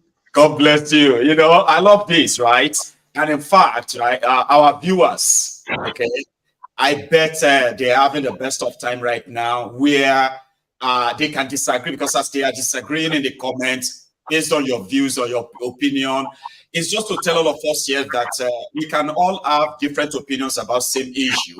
What we need is just to listen to ourselves. And at the end of the day, you may end up convincing a lot of people tonight to see it along your line, along your path, without having to submit the entire sovereignty, even though they are not even pretending to ask for the sovereignty anyway. It's just like a shame of it, kind of. I'll listen to others. I hope you still want to be with us. Listen, if you still have anything you want to add as well, right, you can still stay with us, or but I'll let you stay, okay? Now let me go to sorry, Sir Maxwell. I'm coming to you. I'm coming back to you. But do you have any question for me? On mute, please. No, I don't have no question, because I didn't touch on this American sending, asking Nigeria to open up their space for military, establishment. Look, my brother, do you know? Sir, I'll come back to you. That's how Major General Victor Malu. Can you hear me? Okay. So I'll come back to you. Okay, I'll come back to you now. Once we share this slot round, that's how we make it like, okay, you have extra things to add. You are going to have your shots, sir. Thank you so much. Now let's go straight to, where is the other parliamentarian that was supposed to speak after Oluke? Okay, it will come back. And we also have the Word of God Outreach TV with us. Sir, thank you so much for joining us. I've got my brother from Dubai. It's so great to see you. Pulapenga, bless you. So Walter Ochio was supposed to be the one to go after Oluke, but we have a rule, guys. And the rule is that at the moment we have a lady among us, we kind of give them the courtesy, okay, to have a shot. So Walter was a bit away, but I'm bringing him back now. But Walter, as a gentleman, sorry, one sec. As a gentleman, right, I am sort of yielding your shot to a lady, and that's Cecilia, the Garba Live. Cecilia, please. And it's the same rule, remember? You've got 5 minutes to take a shot at this, okay? And you are free to speak on any topic of your choosing. Celia, please.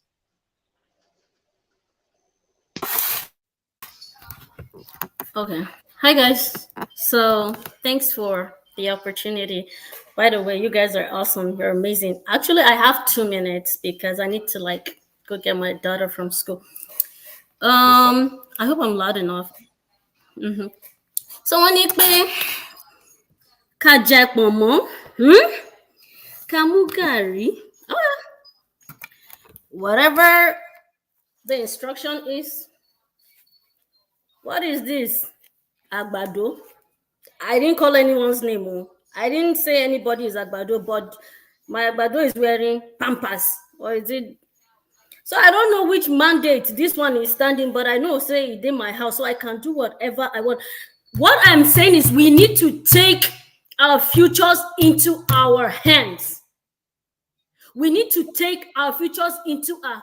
During the Great Depression in the US, the President Roosevelt, he had this New Deal program he came up with to help combat the difficulty and hardship people were having. I know we have hardship right now in the world. Nigeria is going through hell. US still have their own stuff. Many people are homeless and some mental health issues since the COVID and all those stuff. It's not the same issues with what happened during the in their past, but I'm just using them as example. But they fight for their right. Remember when Trump was president, he was bullshitting everything. They were screaming and protesting. November is coming. November, that is the spirit, guys. That is the... This promotion, leave my... That is the spirit. We need to fight for our rights. Whether we comb this thing or what, from morning till night, we need to get up. Our lives, they're important, I know, but we need to fight for our rights.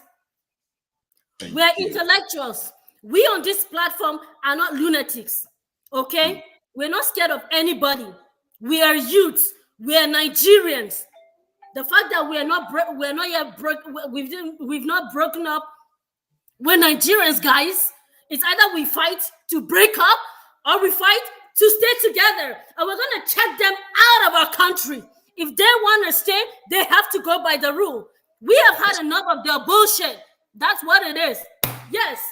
I just don't want to go wrong, like, because my husband's like, why did I kidnap your mother? You have people. No, I'm serious. I have one more minute. Please, we have to take it. We have to take it, guys. Don't let this my face looking. It's not smooth, though. This face is not smooth. It's not baby face. Like, we have to take it. We have to. If protest is not working, because not everything works. Everywhere has what works for them. In Nigeria, man, if you're talking to a child, I know they hear. Not be flogging. If you carry a bag or pankera, the child must listen. You know what I mean? We need to communicate in the language that they understand. We're not going to back down. No, we're not. Whether they think we are coming here to just sit down and talk nonsense, I tell you, the day is coming. And the day is here. We're going to take it. Yoruba Nation, you move forward. Give us ideas. The inspirations, guys, they keep coming and coming. I'm going to be your president, guys. Are you going to vote for me? I'll give you pomo. Don't worry. I will. This pomo is very delicious. You like to taste it. So what am I saying? In the time of poverty like this, the economic principle of Yusuf is what everybody should apply in his own lives. Eat little, save more. You don't know what is happening. Kese la nri lowo, makasakasa timbo. A dollar was just 800 naira or thereabout a couple of months ago. Now a dollar is over 1,000 naira. How much will it go? Nobody knows. Tori to nse falafulu. Ogba salary kilawa. Igberaga week. Or gbera re sanle like. Eat little and save more. Aye ta nje chicken kola wa yi ma. Aye shawarma ko ma. Aye ice cream ko. Mugari. Jẹ́ pọ̀nmọ́ gbàgbé táwọn doctors sọ pé kò ní nutritional value. Kí ló fẹ́ nutritional value pẹ̀lú kíní? Mugari, jẹ́ pọ̀nmọ́, Celia. Yes. Thank you. So one I've not let me Madam Maiyegun. No, that's the rule. No, let me tell you how it works. Celia, hang on. The way it works, right? The moment I say thank you, even if you have something to add as well, right? You will now have to wait. Okay. So if you still I thought I had 5 minutes. Yes, you've already spent about 7 minutes. Oh, I'm sorry. Sorry. We follow the rules. Okay, bye guys. Thank you. You have a good one, okay? That's Celia, ladies and gentlemen. So, and that's one thing about it too, okay? Now let's sort of go to other parliamentarians, okay? Now it's the same rule, all right? If you, for 5 minutes can go so fast, then you can imagine, okay? But the moment I say thank you and you still have something to say and all that, there's no rush, no pressure. Just hold it, okay? We'll come back to you and then you can easily say that before you leave, okay? So let me go to Sawata Ochio, and I'm coming back to you, Sir Maxwell, by the way. I know you have a lot you want to add to that, yours too. Meanwhile, I've got some new parliamentarians who have joined us as well. Okay, let's manage the time and it can go around and all of us can enjoy this tonight and learn too. Make it worth it. So I've got, Sir Walter, you're going to go next now, okay? So, and I'm going to take on the Word of God Outreach TV, sir. You will go after Sir Walter. Sometimes I mix them up, but please help me. You know who you are going after, please. All right? So after Sir Walter, we're going to speak to Pola Penga. My brother, good to see your face. So also, Sir Festel or Chief Festor, you are going to go after Penga, sir. Then I've got Ahmed. And Naomi. Don't worry, I know you are muted. But don't worry, you are going to go after...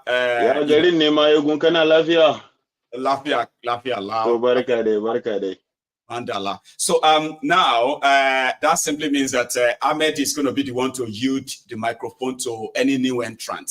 Please help me remember this. It helps a lot, okay? And if any one of us actually drops out somehow before another person finishes presenting, we'll bring them back, and indeed we can slot them back on their own main slot, okay? So let's meanwhile, Sekou, I had to keep you to watch this instead of allowing you to go on and probably sit back now. You see, I appreciate this just like everyone else as well, all right? And that's why tonight we're not doing it the usual way. Speak and leave. If you have something you still want to add, you can stay back and then, we'll come back to you. So let's take it to the next one. Sir Walter, your shot, sir. Okay. Good evening, Maiyegun. Good evening, everyone in the house. I hope I'm audible. I think I'll just take a different angle compared to what the other speakers have said. Okay, I have 5 minutes. I will just start out with one of the last videos you showed us about Shan George, where she complained about losing about 3.6 million naira, to one scam or the other.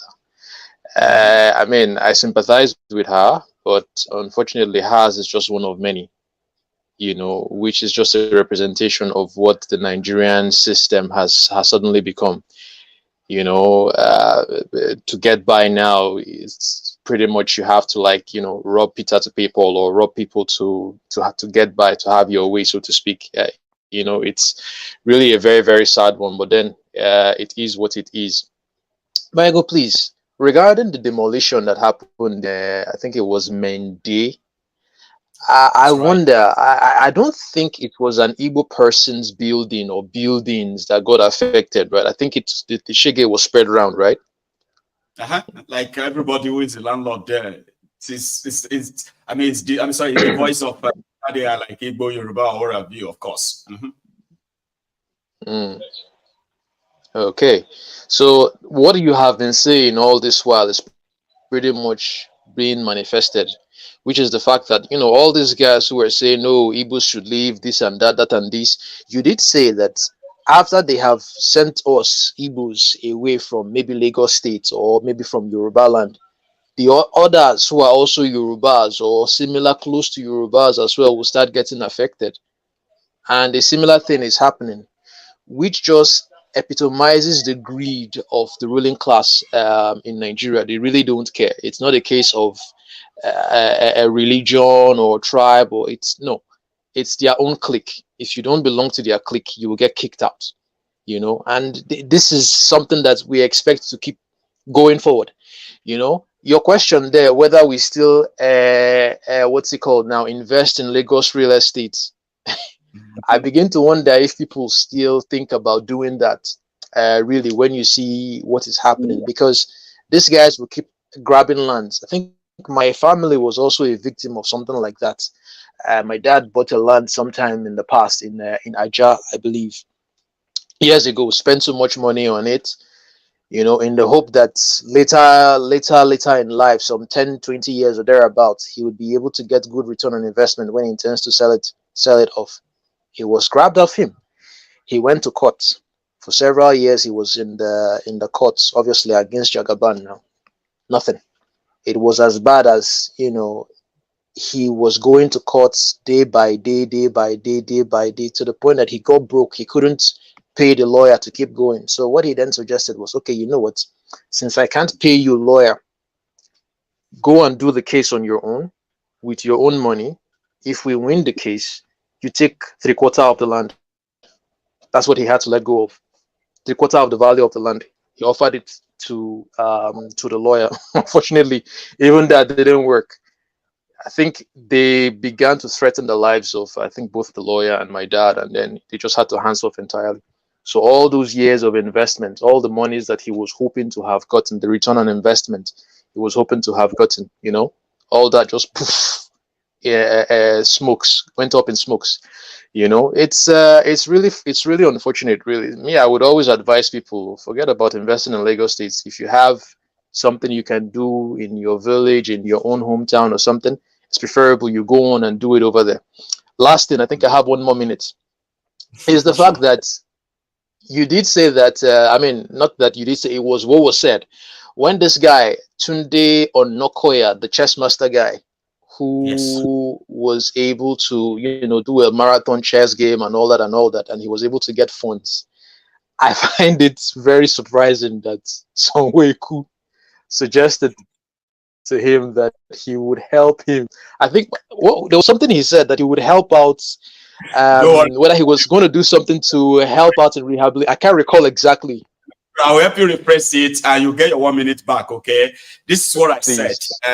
You know, Sawata, this is what I said. Tunde was raising money to send poor kids who are out of school back to school to give them education. So he did a marathon chess in New York and he raised a lot of money. So it now became a sensation that Sonweku decided to host him. And Sonweku now said, Lagos State government is going to partner with Tunde to make sure that children get education. And I'm like, what? But yeah, go on. That's just the irony of life. Honestly, the irony of life. This is supposed to have been his responsibility as a governor, as a government. And then you say, it's just like my father refuses to feed me, yet he has the means to feed me. Then my uncle comes and says, okay, you know what? I'm going to feed your children today. And then my father says, okay, you know what? I'll take you to the restaurant where you will feed my children. That's the height of ineptitude. you know, and it's unfortunate that we keep recycling these types of people year in, year out, day by day, and still no hope. It's really unfortunate. Thank you very much for my 1 minute, for my full time, Maiyegun. Have a good one, everyone. And yourself too. It's such a pleasure hearing from you as well. To everybody who is here, so everyone who is here to speak, okay, remember, you can choose your own topic. And if you look at your screen, because you are in the studio with me, you can see the timing on your screen too, okay? You can time yourself, you know, the moment you start speaking, okay? Now let's quickly take it to, again, I'm coming to others, especially everyone who is like at the bottom line of the chamber. Let's go to the Word of God Outreach TV. Sir, please. Hello, Maiyegun, good evening, and good evening to all the parliament. Good evening. I cannot hear you, Can sir. Go on. Okay. I want to go with Mr. Sekou, who analyze what the real issue is. And it's a fact, because the West are already losing Niger, Mali, Senegal, and Co. They're already losing it. So for them not to lose the West African side of it, they will rather go to war. It's true what Mr. Sekou is saying, and that is why they need Nigeria to make their base. It's not about whether they want to get mineral resources or so on. No, this is about war with Russia and China, because they are already losing all this East Africa. So for them not to lose the West African side of it, they need Nigeria to put their base to. As somebody said, I think it's Sekou or Maiyegun said, they're preparing for war. Yeah, it's true, they're really preparing for war. They're preparing for war. And they will do anything to make sure that Russia and China don't take over the West African side of it. And if it's going to be, if it is war, they're going to use to retain that side of the West African side of it, they are ready. They are ready to go to war for it. So I want everybody to know that. Let us put that, what Sekou said is actually fact. Some of us who have been following world event politics, both in the biblical terms, we know what is going on in the world. And we know they are going to use, if anyone is going to, if what was going to break out, it's going to start from Africa. It's going to start from Africa. So for them not to lose the West African side, they've already used the East Africa. You are talking about Senegal, Mali, Gabon, and which other country that? Guinea, yeah, they've already lost it. Now, for them not to lose the other side of West African side, for them not to lose that side, if they are going to lose that, they are going to go to war for it. Thank you, Sekou, for what you have said. It's really true what you have said. And God bless you. Thank you all and good night. Thank you so much, Word of God. Yours is to add your voice to the opposition by stating what it simply means. It's not in our interest. God bless you, sir. So we will let that parliamentarian to be excused. Now let's go downward now, where I think at this point we have Olapeng. My dear brother, you too, like others, you can choose what you want to talk about, okay? And indeed, you also have 5 minutes. Please. Hang on, I might need to unmute you. Okay, yeah, you're unmuted now. Go ahead. Thank you so much, my good general. Good evening from here. And good evening to the very good people of this great platform, Temple of Truth.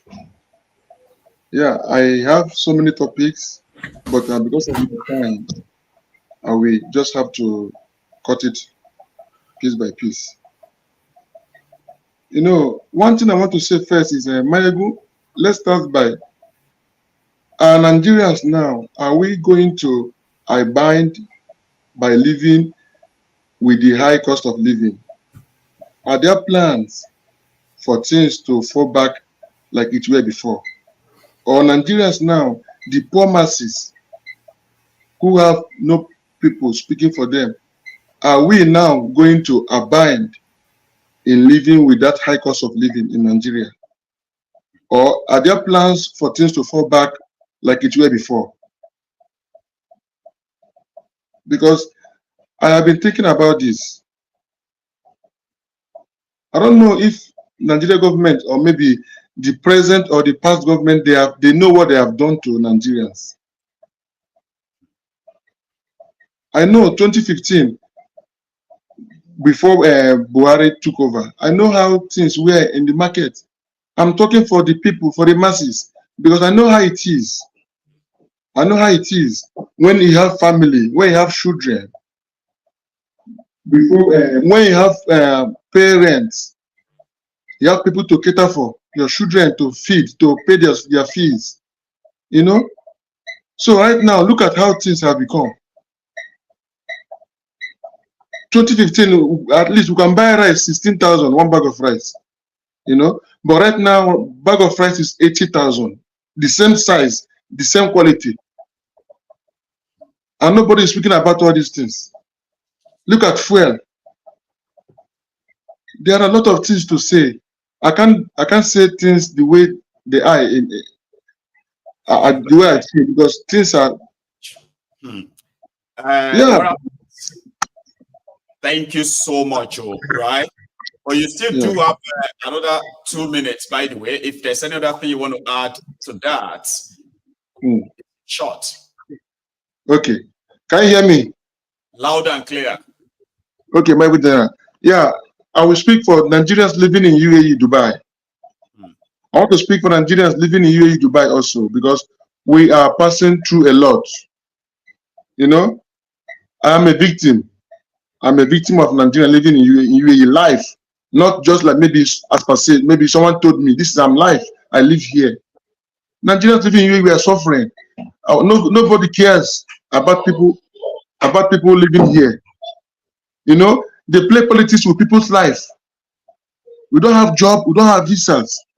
And do you know the funniest part of it, Maiyegun? Do you know that they block Nigerian visa, but they still give visa to ladies for prostitution? They came here with visa. They came here to do runs. Yeah. You know, yeah, they do it. It still happen. Meanwhile, people live here with family, with children. They cannot be able to go to work, but they give visas to a lady for prostitution. Dubai government do it here. It's still happening. You can make verification. Yeah, please. I have things to say, but the thing is too much. People are going through hell. You know, my mind is made up. I don't know. I want to appeal to the people of this great platform. If there's a way they can take me, I'm here. I want to just go back home. I can start from scratch. Yeah, we will start from scratch. Because things are happening here. People are taking their life in Dubai by their own. They kill themselves, commit suicide. People are committing suicide. People are going to jail because they snatch gold, they snatch purse, just broad daylight because they are hungry, they are starving. People are sleeping outside. If you go to Mall of Emirates or Dubai Mall, you see people sleeping outside the streets. These are Nigerians, Uganda. You know, our government don't speak to us. They don't speak for us. When this happened to Pakistani in UAE, they always block their visa whenever they're having any celebration. Like UAE having any celebration that we go around, they will block Pakistani visa because of suicide bombing. They have a lot of bad history. But whenever they block their visa ban in UAE, their government come out to speak for them. But look at Nigeria, nobody's speaking for us. It's going to 4 years now. Our savings are gone. Even people take loan, the loans are gone. Our Buhari came here, I don't know what they meet, but Thiefnubu have come here now and he met with, Thiefnubu came to Dubai to speak for people in Dubai, Nigeria suffering here, but he brought people from back home, he brought people from Nigeria, and they were in one hall. But Thiefnubu said that he want to address Nigerians living in Dubai. But the same people that Tinubu brought from Nigeria were the people he was speaking with. These were the people he was addressing, not people living in Dubai, not who is suffering. They don't know how we are feeling here. They don't know, Maiyegun General.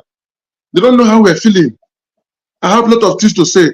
If I have 5-10 minutes more, I will break everything down. Honestly speaking. You have it, my dear brother, okay? Let's go to others, and then if you are still with us, okay, and we'll see after that time, I could give you an okay, that we can say anything else that you have right here on your mind, by the way. So to everyone that's Polapenga, that this platform reached out from this same issue again, hanging there. So I am going to go to the other parliamentarians, and again, because I know the conversation around this military base and the danger it poses, not an immediate danger, but a future danger that is imminent. That's why I'm going to keep as Vine Maxwell, as well as Sekou, who is going to further share his own views on the geopolitics behind all of this. Okay, so if you want to criticize or if you want to possibly speak about this out there, this helps you to at least have some real points in your line of argument when you go out there. And you know, the more people are aware of this, the more the possibility of maybe restraining Thiefnubu and his gang from exploiting their own greed and pushing us to wherever this may be. Or maybe we can see it from another point of view without throwing the entire baby and water out. That's why I'm keeping Saoluke with us as well, okay? Because he's seen some other positive things that some of us are possibly just not like, no. So makes it balance, okay? But we are here to hear from the likes of the African Wahala, Ahmed, as well as Safestos. So we go to Safestos now. Good afternoon, Maiyegun. Good afternoon, parliamentarians, and good afternoon to all. I think we have a sound coming from somewhere. Where is that? Could that be you, sir? Okay, I will get off and I'll come back. Okay. I will let you. Let's go to Ahmed. Why you sort that? There's a sound playing out, okay? So Ahmed, could you please, as usual, you know how we do it, okay? You can choose your own topic. It doesn't have to be what everyone is speaking about. Whatever you think we should. Ahmed, your own time starts now as well. They say Oroponle, be recover, be about me,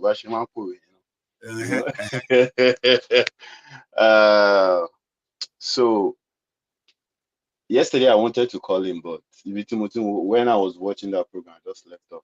So I was very tired. Basically, I was listening to the conversation about the US trying to open a base in Nigeria. Well, to me, somehow it's a blessing, somehow it's a curse. And I'll tell you the two parts. The blessing, let me start with the blessing, or let me start with the curse. Like, the curse would be based on what everyone has said. Colonization is coming back, this, that, everybody have their own point of view, which is normal.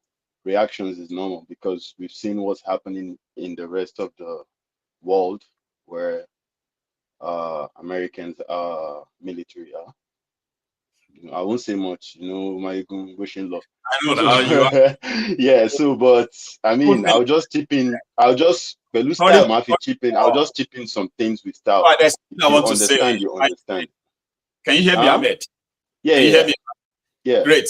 Just 1 sec, okay? I want to say this to our viewers, all right? And mind you, in case if you're watching this at home and somehow this conversation is overlapping, this is not us speaking over one another, okay? Remember, people are connected to this program from all over the place, and we just have to make use of the technology, what this brings to us, all right? So the reason why you have to listen to Ahmed with a serious attention is because Ahmed is a U.S. military officer himself, okay? So he could possibly tell us, without ignoring the obvious existential inefficiency of Nigeria and those around it too. Or he could possibly give us a better insight into things we don't know about the American troops abroad. He's been abroad himself. Please, Ahmed. So, as I was saying, Maiyegun, like America would love to maintain the world power, as the, hey, excuse me, go. Ejema Binu, go. They want to maintain the world power continuously, being everywhere, making their presence being felt and stuff like that. And I haven't been tour in Europe, about 5 countries actually. I've seen different things and I've met with different soldiers from different part of Europe, and I've seen stuffs that we know what they are doing is basically for their own.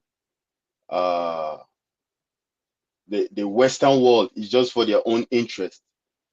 But when we come to Africa, we know what it is. We know what they are up to. But again, only time will tell. I don't want to go deep into that because there's some information you wouldn't like to put out there for some reasons. But the blessing I would like to emphasize on is, if the US base ever comes to Nigeria, I think this is the right time for the Nigerian soldiers. I'm not talking about the officers. I'm talking about the soldiers to calm down, relax, take a look, study, and see how the soldiers are being treated. Then probably, like African Wahala's background says, mental slavery. That mental slavery in this military section will be eradicated, will be taken out. Because I go open, they go see a lot of things. They will see things that they have not really enjoyed being in the military, because they would have the opportunity to engage soldiers from there, and they would understand how the military works. And probably from there, the revolution we all been talking about will start right from there. Not the officers, but the soldiers.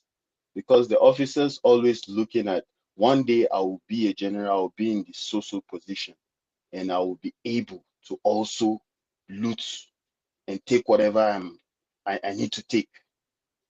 That is the only thing, the only advice I think I would have for any soldier that is able, like, if your opportunity to come across this and this ever comes to life, this ever happens, this is the time for you guys to liberate yourselves. Because you, as a soldier who is being paid 50,000 naira, less than $23 or $30 after every 30 days, bro, you need to look at it like, what are you working for?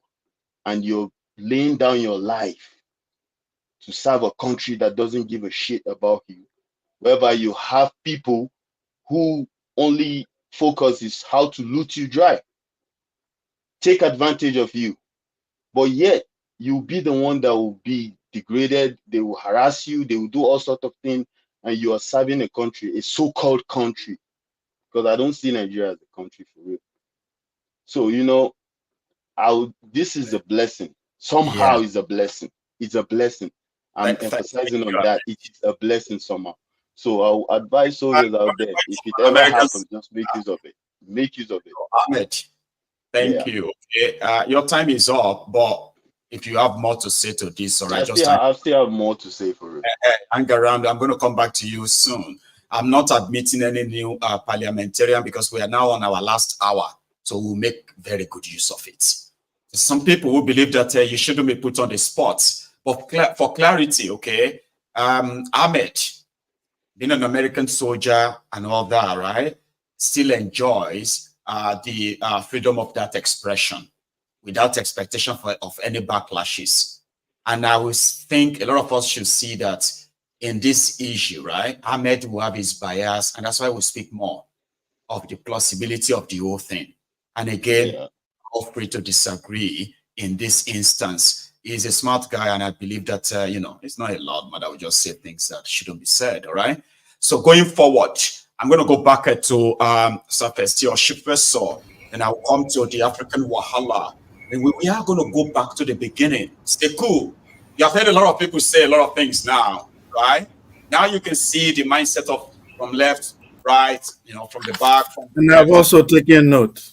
You are taking notes so that at the end of the day, for the sake of our viewers who really want to get a grasp of this whole thing, not just following the crowd of saying, oh yeah, but they want to understand. And I'm so grateful to all of you parliamentarians who is making this happen tonight. But let's go to Sir Oshi. Oshi Festus, brother. Hello, Maiyegun. How's my audio? I'm very well, thank you. How are you? Is my audio good? Very clear. Okay.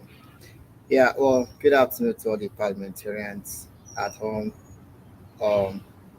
parliamentarians and viewers at home. So I have a question for Sekou and Maiyegun yourself. The first is, where did we get it wrong as a nation? And what's the long-term geopolitical implications when we have to look at things from the past 500 years when slavery started, colonization, and then neocolonialism? And what do we have to lose? What have we lost already, and what do we have to lose further? And what could possibly go wrong for us Nigerians? And I would also like to add, what are current Nigerians doing besides getting distracted by social media, the video, Wizkid fight, and whatnot? What should they be doing that they're not doing? So that's my question for Maiyegun and Sekou. Okay.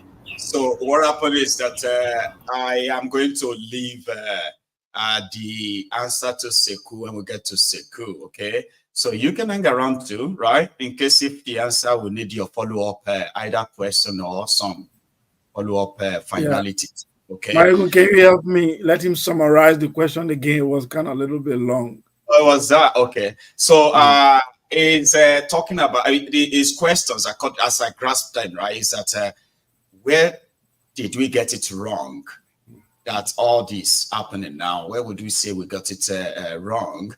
And also that our people, we spend a lot of time engaging on this social media, that, when is it like going to be for us to do something? I think that's what the question is. Talking about, are we wasting our time on social media, or instead of us to be doing something? Okay, so that's the question, I think. Did you get that? Yes. Right. So it could be two questions in one, and it could be answered there just straight with a straight line too, right? So I'll come back to that. Let's African Wahala take its shot so that we can now go circle again, right? And then the African Wahala, please. Yes, sir. Thank you very much. Thank you for this opportunity. For me, the things that I think about when I'm in my solo space, I think about us African people. And shout out to Mr. Sekou Kella, a non-Nigerian African hanging out with us. We're all, at least I'll speak for myself. I'm confused about how we found ourselves in a place where world geopolitics is playing out. They are planning on us. It's like we're like babies. It's like when your parents are planning for you, planning your future, and you have no control over that situation. That's the position that African people find themselves today. That's the position that we find ourselves today, because it's just completely ridiculous that, people are planning about how they would stage military bases in our countries. How about we stage military bases in France? How about Burkina Faso go put 5,000 soldiers in Washington, D.C., and they are training on a day-to-day basis? It sounds unrealistic, and it is unrealistic because we don't even have the capacity to provide food for ourselves at the maximum level. We don't have the capacity to drill our earth and extract natural resources to generate revenue for our countries. We don't have the capacity to secure ourselves, to secure our borders. We have to rely on weapons from America, from Europe to secure ourselves. We have to rely on farming equipment to feed ourselves. We are just hanging out like low-hanging fruits, waiting to be plucked by China, Europe, and everybody else. And it's not like we are dumb or we are, useless people. I think it's from 500 years ago when, slavery started, and then it's completely destabilized our future. What we have going on currently and in the last 100 years has been collaborators from amongst us with the global imperialists to keep us as babies, where we are not able to do anything for ourselves. We are just living, waiting to be plucked, and we have no control. That's how I feel about the situation. It's very, very depressing, pessimistic, but I just thought I came here and expressed myself, and I hope I can get some sort of, reassurance that we can find a solution to this.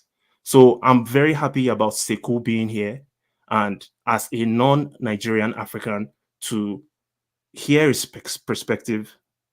As far as I don't want a situation where the US military will be bombing the Russian military from Nigeria to Burkina Faso, and then it's going to be a Russia-Ukraine situation in West Africa.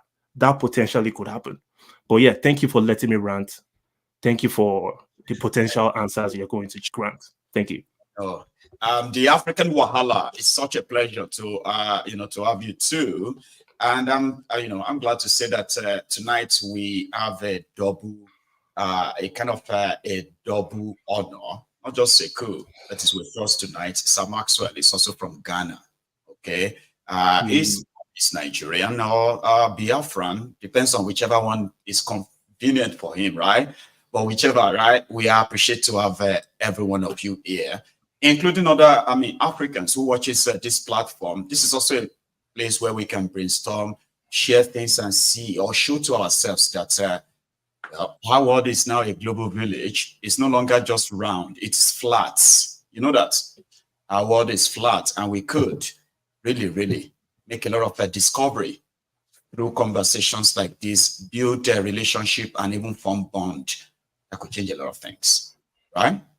Anyway, I am going to now go back to Sekou. Sekou, you've taken in a lot in the last 1 hour, I have to say, and you probably have enough you would like to add to what you have already said, bro. Yes. So I'm going to give you the next 10 minutes so that afterward, right, you are just going to give us your own closing remark like everyone else after they have spoken, okay? And then we'll call it a night. So indeed, let's go to Sekou. Please, sir. Thank you very much, Maiyegun. And it's an honor for me to actually be here among you and learn, from each and every one of you here. I would like to be on the screen. Let me see everyone so that when I see myself, okay? Yeah, we see each other. So it's a parliament. So I'm very, very grateful. I would like to start with the point of Mr. Olu okay. So Brother Olu said we need allies. That look, you see, Israel has allies, Saudi has allies, Nigeria, we cannot live in isolation. We need allies. And my answer to him is that, first of all, you have to know history, because history is the clock that tells you where you are in time and what you need to do. We are humans. We are not animals. We should not just be acting reactionarily. We have to act based on history. Where am I? Why did this even happen? Why should I act in this way? I think that sometimes African leadership lacks that. Let's go back to history. How did we get our independence? Did America free us? Did America help to give Africa independence? The answer is no. When you were struggling for independence, it was the USSR and Russia that were instrumental to bring independence in most African nations. I will tell you why. It was during the Cold War that America and Europe were so occupied with the USSR. That's how Africa broke through and got independent. We will still be under colonialism, left with America and Europe. You and I will still be under colonialism right now. The USSR fought along with people in Angola. You know how South Africa got free, even as recent as in the 90s. America was sponsoring the apartheid government in South Africa to kill the black people in South Africa. Just like they are sponsoring Israel right now. That's what they did with South African government.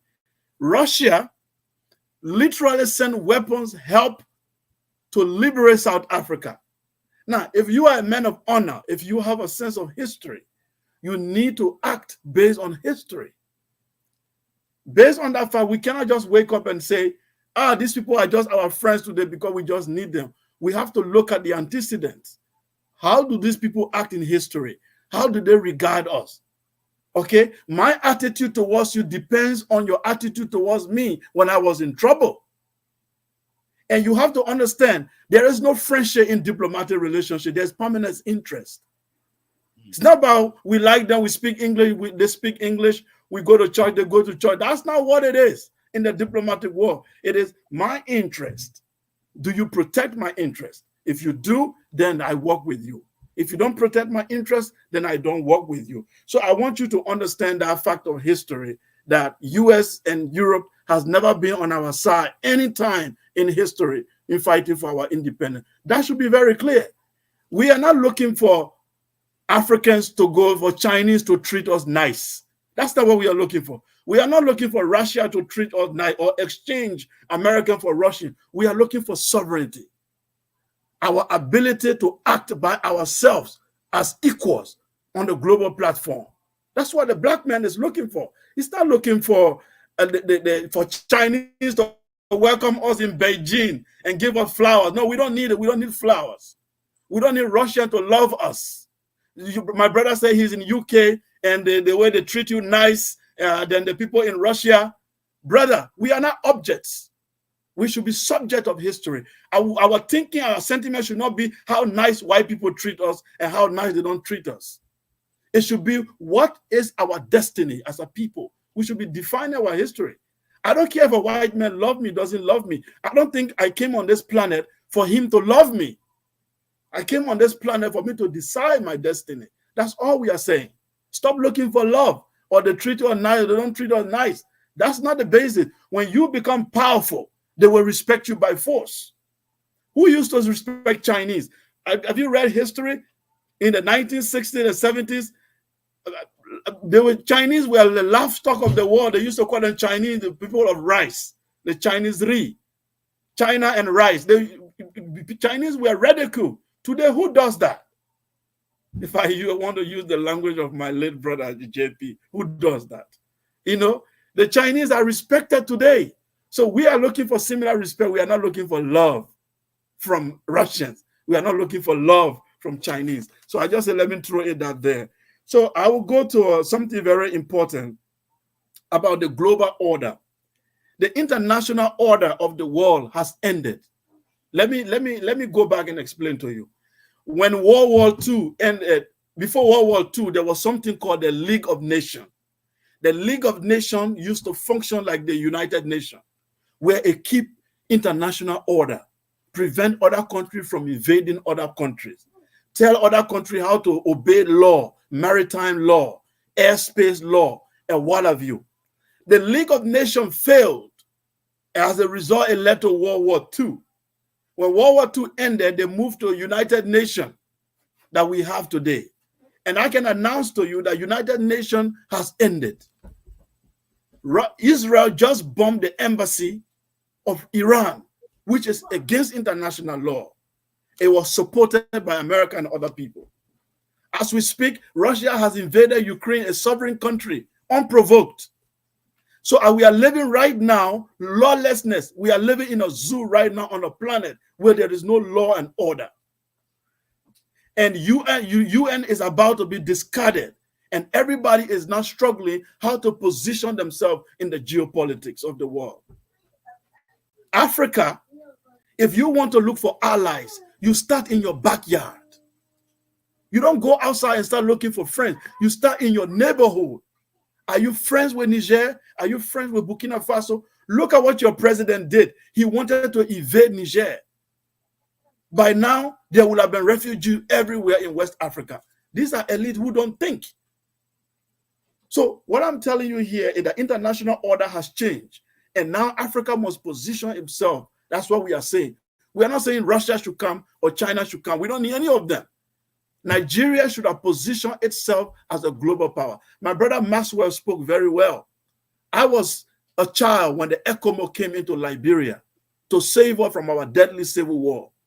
America was having, I will almost say, a base in Liberia. Liberia has been the allies of America since 1847. We are the greatest allies of America on that continent. If you don't know, our flag even looked like American flag. We use the US dollars in my country together with our nation. But America has exploited Liberia. Or if any tire you see on a car that write Firestone, that Firestone rubber, it comes out of Liberia. America signed contract with our government for 200 years. They will take it almost free of charge. We are laboring as slaves in our country with America. Liberia has no right to vote in the United Nations without seeking American approval until today. And Liberia was used during the World War II. They built our airport to use it to station their machine to attack Germany. They asked Liberia to declare war against Germany. Check your Google. Liberia declared war against Germany. We did all that for America. When they were ready, they left. They called Nigeria. Come and help your black people. We are leaving. It was Nigeria that came to save us. It's ECOMO from Babangida time. Nigerian soldiers went and gave their life, their blood to save that country. Now, we were expecting Nigeria to build a military base in Liberia, build military base in Niger, because it's our superpower. And now our superpower is going, asking other countries to come and build base. That's to tell you that the black people have lost. We have lost because everyone used to look up to Nigeria and say, no, if it goes wrong in Ghana, if it goes wrong in Liberia, we will call Nigeria. Imagine a U.S. base in Nigeria where you cannot prosecute them. Even if they kill a Nigerian, you have to prosecute them in New York. You can't prosecute them in Nigeria. If they rape a woman in Nigeria, you can't touch them. They have to be judged in Washington. That's colonialism. We should not allow that. That's all I wanted to see. And I want to make very something apart from this international geopolitics. I want to talk about something on Nigeria specifically. I'm going to ask you that. Sekou. Is my time gone? Can you hear me? Yeah, I was to answer the question the guy asked me. Right. I don't know what happened to your camera. It's completely off now, but I'm going to have you to take a breather again. So you and I are going to close this with your closing remark. Yeah, I don't know what happened. I don't know. Dude, now you're back, okay? That was a firebrand. I have to give it to you. The entire comment section is blowing up right now for what you just did in the last 5 minutes. So I'll let you take a breather. I will come back to you. And that's I wanted to answer Festus' question. That's okay. I know you want to. You will answer that, and then you and I will close the program tonight. So everybody is taking their last shots now. Okay. So I'm going to go to Oluke. You're going to be next. Whatever you would like to add as part of your own arguments. Then I'll come to Sir Maxwell, another ECOMOG veteran with us tonight. Who else possibly, right? Tell us something we don't know. Oluke, Baba, your shots. Maiyegun General. Baba. Thank you very much. And I want to thank the last speaker there, the chap that's not Nigerian. Now, well, if you see what Ahmed said, I picked on that. There are reasons why you will see American soldiers coming to Europe for tours. There are reasons for that. There are reasons why France will ask UK to make some weapons for them. It's not because they can't make it. There are reasons for that. There are reasons why our weapons are not made from Nigeria as we speak. There are reasons why our soldiers has been sent abroad for trainings. There are reasons for that. I go back to the point I made, and I like the way Ahmed spoke. I know he couldn't speak very well because, there are certain things he won't be able to say. Saudi doesn't got the democracy, yeah? Just recently, women started driving. They started driving in Saudi. You can't even go to the football stadium. but and they are even Muslims. Maybe values are not very close to the West, but there's a way they work together, and they got the backings of the West. There's a way they do it. Yeah, and that's my point. Honestly, speaking from UK, my mind is always in Nigeria. What can I do there? But trust me, you know what's going on there. Mm-hmm. So there is a way people can work together, and I go to that. I'm not saying, for now, UK, they colonize us. I don't think they are the one killing my people in Ekiti as we speak. No, they're not. They're not. It's my own brethren. It's my own people. Yeah, it's my own people stealing, bringing the money to UK, buying flats in London. It's my own people. So I think there is a certain paranoia going on, and I can understand that. If you look at our background and what we've experienced, colonization, there are a lot of psychological trauma going on. But we cannot allow that to live as an island. We need to use what we got. Immediately the war started in Ukraine. EU went to Nigeria. That what's happening with your gas? Did we make anything? We've been flaring our gas for years. They came to us and said, come on, guys, what's going on with this business? Tell me, people that are doing black market in Nigeria, is it UK that is doing it? Is our military. The same military we are talking about. If you want to learn, you can learn from people, but don't give them the right to take over to take you over. And that's my point. I'm not saying we don't need sovereignty. We need it. We can do that. But like I said, our militaries, look at the way they are treating them. Look at what Ahmed mentioned there. They are paid peanuts. Maybe if they see how Nigeria, how the military, how US military are being treated. I have lots of friends from Africa and Kenyans. They are military here. If you see how they are treated, maybe the soldiers, not the officers, maybe they will know what's going on somewhere else. But like I said, thank you. Today, yeah. How these are fighting in Yemen, the weapons that are being used, people are saying, no, if you say you are protecting democracy, why are you supporting Saudis? See down there, they look, say they go support them because they see what they trade together. Cooperative advantage. You use what you have to get what you don't have. You can speak to these people. We have some things in Nigeria, in Africa, that we can use to get things. Maybe if you do that, look at what China was doing in Africa before. I was finished with this. Years ago, before China got to this point, they raided Africa. If you remember, Maiyegun, you go see Chinese gathering our plastic that time. They carry all the raw material, they ferry them. That's right. All the shit where you won't get, well, just pick them, they go buy them. They ship and go. Now, they are doing a lot with it. They are doing a lot with it. There's no people, they live homeless for China. Now they get places where people won't even live. Accommodation there everywhere. But like I said, use what you don't have. Use what you have to get what you need. That's very important. Be very careful. God bless you. Okay, you don't agree for anybody because it's like say, okay, yeah, they might have good points and all that. I still won't agree with anybody. So you make grammar be this, bro. Not be grammar. We need to use sense to get what we need. You get what I mean? I love that. Okay, and that's what makes this even more interesting. Okay, parliamentarians will come up and say, okay, everybody's going this way. I have a different way I want to go, and I will explain. And you've just did that. All right, Baba. I appreciate this. Okay, thank you so much.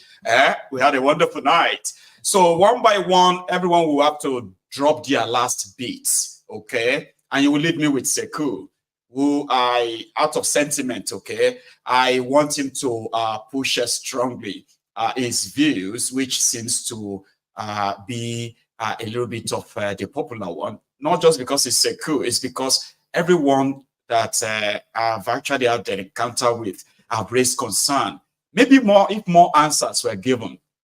then maybe this conversation around what this could be to all of us in the long run, maybe it's just an overreaction. But in a situation where you are dealing with people who don't really care or think, you have every right to be paranoid. And I have a veteran here who was so shocked that, I mean, somebody who lived through when Nigerian troops were like the, they're like the big shots in Africa. One of them is here wondering, like, when did Nigeria become so powerless that the soldiers would need the base of an Americans to keep us safe?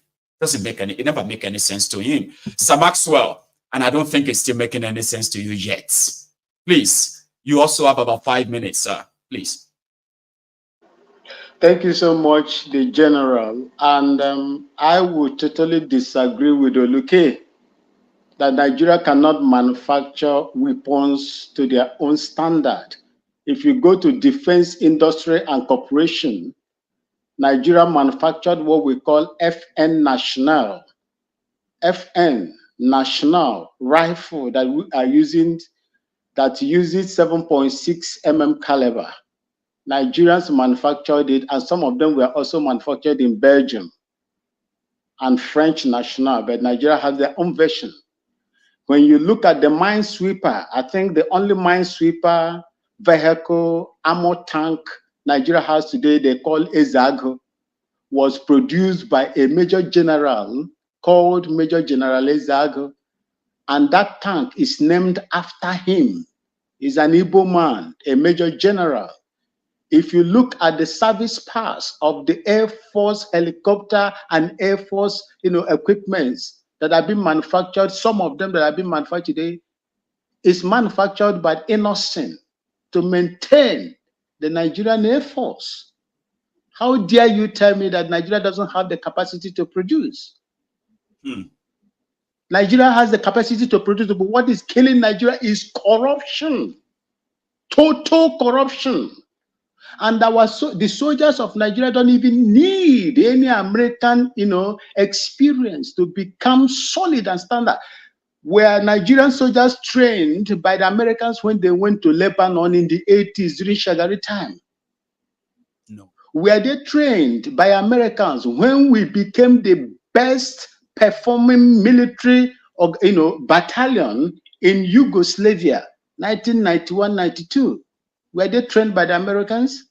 What killed Nigeria is the rate of the gargantuan corruption that has eaten deep into that country, that have made Nigerians not to produce what they're supposed to produce to defend themselves.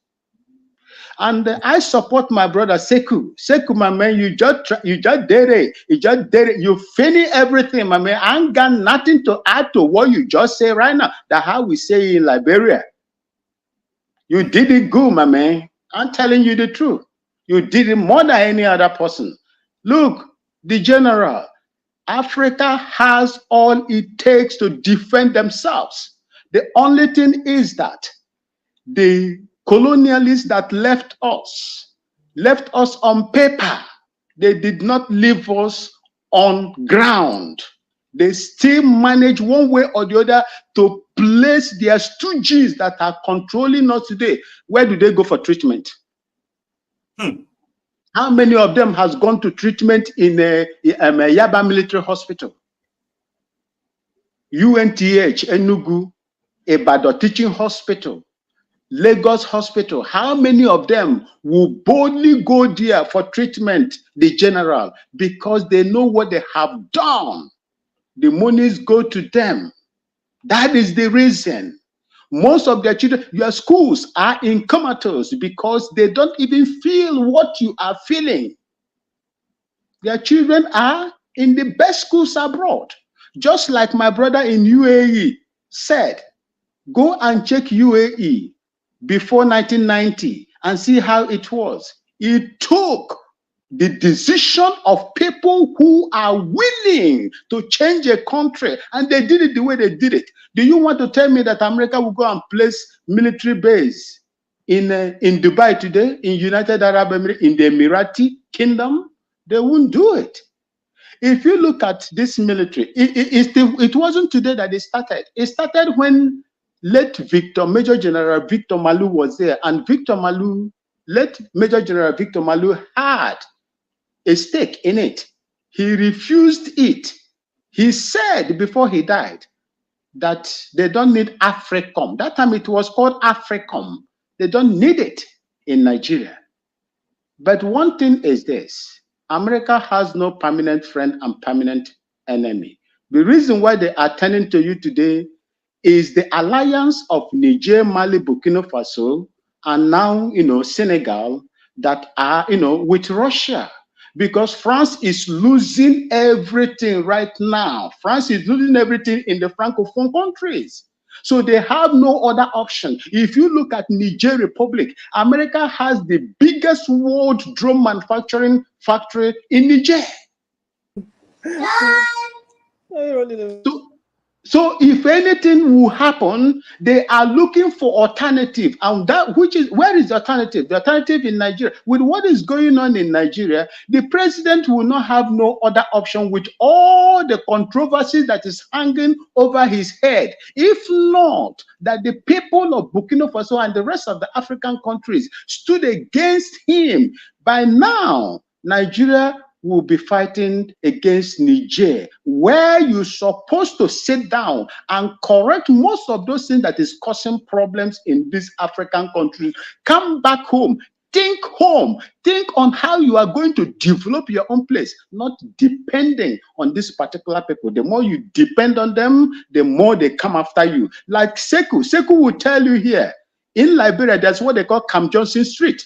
That was the base of the American soldiers in Liberia. They were chased away.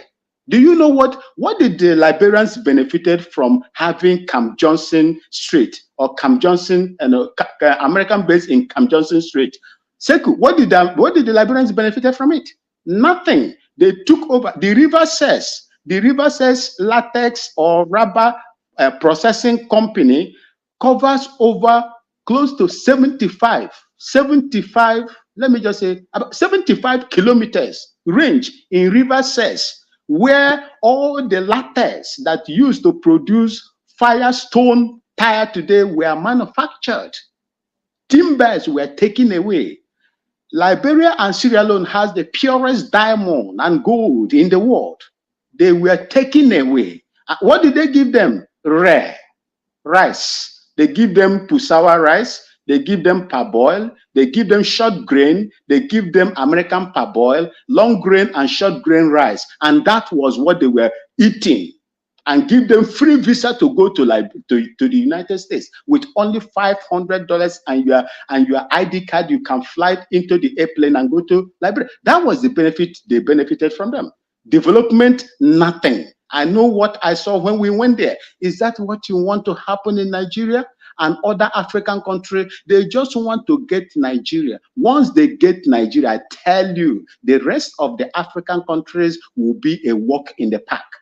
And I will not, as a former military man, I will not support that, Maiyegun. Thank you so much for having me. Thank you so much again for being part of this tonight.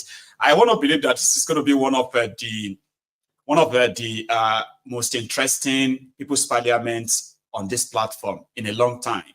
And I'm happy to be part of it, just like everyone else, okay? You have a good one, Sir Maxwell. It's such a pleasure to have you. So, now we have a bit of an add-on, starting with, Lady Charm. I also have Osita, we just dropped, okay, it's back. I also have Osita, but they don't have that grace of spending that much time like everyone else. So I don't know why they waited this long. Why do you people do that? Some of you will first sit back, be monitoring, observing, then it gets so interesting, then you begin to think, I want to be part of it now. You know, you do that a lot. And indeed, let's see if the time will be enough to cover all of us, okay? But Oshi Baba, the reason why you are still here, Baba, is because you haven't really said much other than to ask questions to strike up a bit of, a conversation. So you also be treated by Sekou in case if you have any you want to add or any closure you want to add to it too. We have that shot after I speak to Polapenga. Charm, I will have you soon, okay? So Polapenga, man, you have just about 3 minutes now, just to close what you've said before. Please use it wisely, Baba. I'm gonna, I might need to have you on mute, I think. Or you might need to mute yourself as well. Do you mind? I'm gonna. So you have go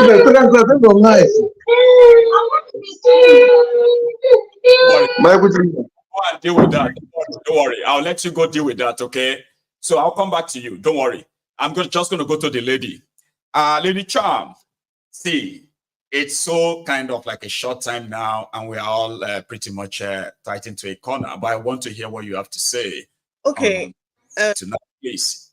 Thank you for having me, and I know that it seemed like I just joined in, or because I wanted to really respond to something Sekou was saying, right? I told him up until the point where he said, yes, America, the UK, left to them will probably be still colonized, and Russia helped with help with actualizing the so-called independence and things like that.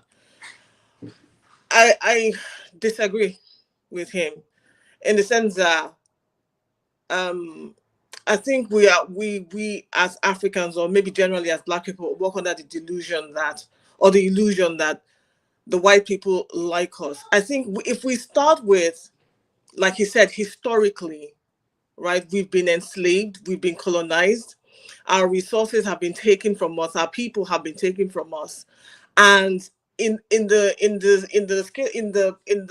area of global politics, we are largely ignored. Our views are not sought after and things like that. So we're not, they don't include us in the conversation. We're not in the room where it happens, so to speak, right? So for us to assume that we are, we have any allies, we don't have any allies. And I think that's the point I want to try and make here. To assume that, I think one of the first mistakes that we've made as a people is to assume that these people like us. These people see us as some kind of equals. They really don't see us as equals, because you don't treat equals the way they treat us. You don't treat equals like, when you know that somebody is your equal, you don't come to their land and take away their resources and treat them less than, which is what they do in general to Africans. So I think one of the first delusions we have is that these people like us, these people see us as equal human beings just like them. I think when we start to understand that they don't see us that way, whether you think that you're in America, UK, wherever you are thriving, you're successful and all of that, that's by the way. We're talking about global politics now. We're talking about our continent of Africa and how we are seen in general, right? They don't see us as equals. We're not in the room where it happens, and they don't care. Right, we're still having this conversation about whether or not America wants to come and put a base there in our own country. I personally feel that the base is not a good idea, because we don't go to their own countries to put bases there. They're not going to come into our country and then it's going to be good for us. Just like Sekou was saying, if you look at it historically, what have the countries where all these bases have been? What have they benefited from it? Have their economies been thriving? Are they successful, thriving societies? No, they are not. No, they're not. They have to get to the point where they have to kick them out so that they can actually, start to actualize a working society. So that's the same thing that's going to happen in Africa. I'm going to go by that history. And I think another point I want to make is that we don't have any allies, and we should stop looking at the West, the Europe, Russia, wherever, as allies. We have to start being allies to our own selves, first of all. When we become allies to our own selves and know that even if a religion divides us, even if tribe divides us, even if whatever it is, the seas, the oceans, whatever divide us, what should hold us together is the understanding that we have no allies on this planet except ourselves. And when we start learning to rely on ourselves for our own survival, right, that unity is what they don't want. Okay, we need to stop looking to the West. We need to stop looking to Oyibo for help. They're not here to help us. They're here to help themselves. And the minute we start to understand and appreciate the fact that their desire to stay on top, their desire to remain as world powers is greater than their love for us, or is greater than the desire to see us succeed as a people or as a continent, right? Then we start to understand that, okay, they are not to be relied upon.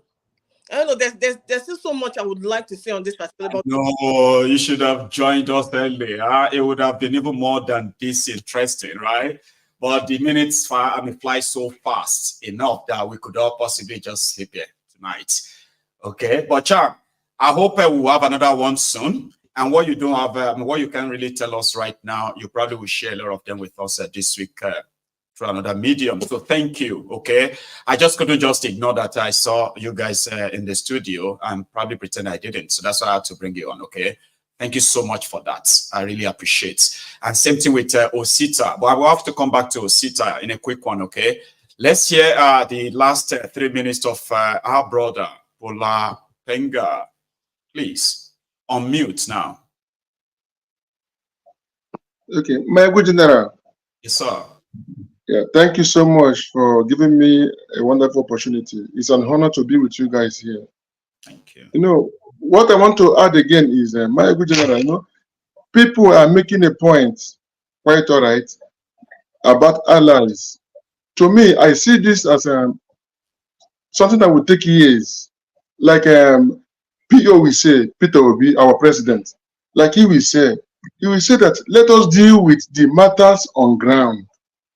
You know, people are suffering back home. You can't tell me that we need to beat allies. Is a good plan, is a good point, but after making the allies and everybody are dead back home, people are dying every day. People die every day in Nigeria. Starvation. People are suffering. There's no plan for the masses. There's no plan. Okay, for instance, now President Thiefnubu said we have to endure, that we should endure patience with them. But he went ahead to increase their salary. He increased their salary because of, he said that there is the pressure that people are suffering. So the best option is for him to increase their salary instead of him to slash their salary. That is what a normal human being will do. You will slash your salary so that you can be able to manage. But instead, you went on to add your about 300% increment in your salaries. You know, and the masses don't even care. People are suffering. Go back home, listen to people who are crying in the streets. I'm here, a father of two, in land of UAE for more than 3 years now, going to 4 years, no job. And we are more than 5,000 people here, Nigerians, we don't have any job for more than 3 years now. We're suffering. We only eat by help of our family or maybe our service. Like mine now, I have been on vacation like twice. But since after this incident, I can't be able to even feed my family. All my savings are gone. You know, so people need to talk about the matters on ground. Because what happens if everybody is gone? Back home, people are suffering. Nigerians in abroad, they are trapped. People are trapped in different countries. Thank you so much, brother. You know, again, like everyone else, right? Everyone's contribution has been heard, right? And I want to stress that it should make us better somehow. Like if you don't know something before, now you do, and on and on. And, you know, so thank you so much. Thank you so much. I don't know if I have like 10 seconds, please. Right. 10 seconds. Yeah.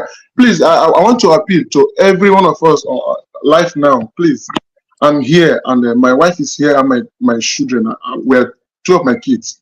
Really, our minds are made up because my 2 accounts are zero. I've zeroed them, and we want to go home, want to go back to Nigeria. I can start from scratch. My wife can start up something. She has the talent, she has handwork. We just need to flight ticket, and the most important thing is flight to go back home. And again, our passport, our original passport, and my ID are in hospital because of my children. When they were sick, I have to deposit my passport. That is how things are here. We're suffering, so we need to claim my passport back in the hospital. You can verify online. You can verify online the hospital name. I can give you the name. You verify. Because I want to go back home, my family, my kids. Really, I don't want to be here anymore. People are dying every day. Maiyegun General, please. Thank you so much. I'm glad that you made that appeal among all the time you've had. A lot of us here are already aware of your situation, and I'm glad that you have now put in face beside that you know, that appeal. Let's see what on this week, okay? And we'll be in touch, all right? Just take it. Thank Okay. you so much. Thank you. Yeah, thank you. So going forward, I am going to quickly go to Ahmed. Ahmed, you also have like about 2 minutes too, just to round it up and give us something to go with on this conversation as well. Okay, please, Ahmed.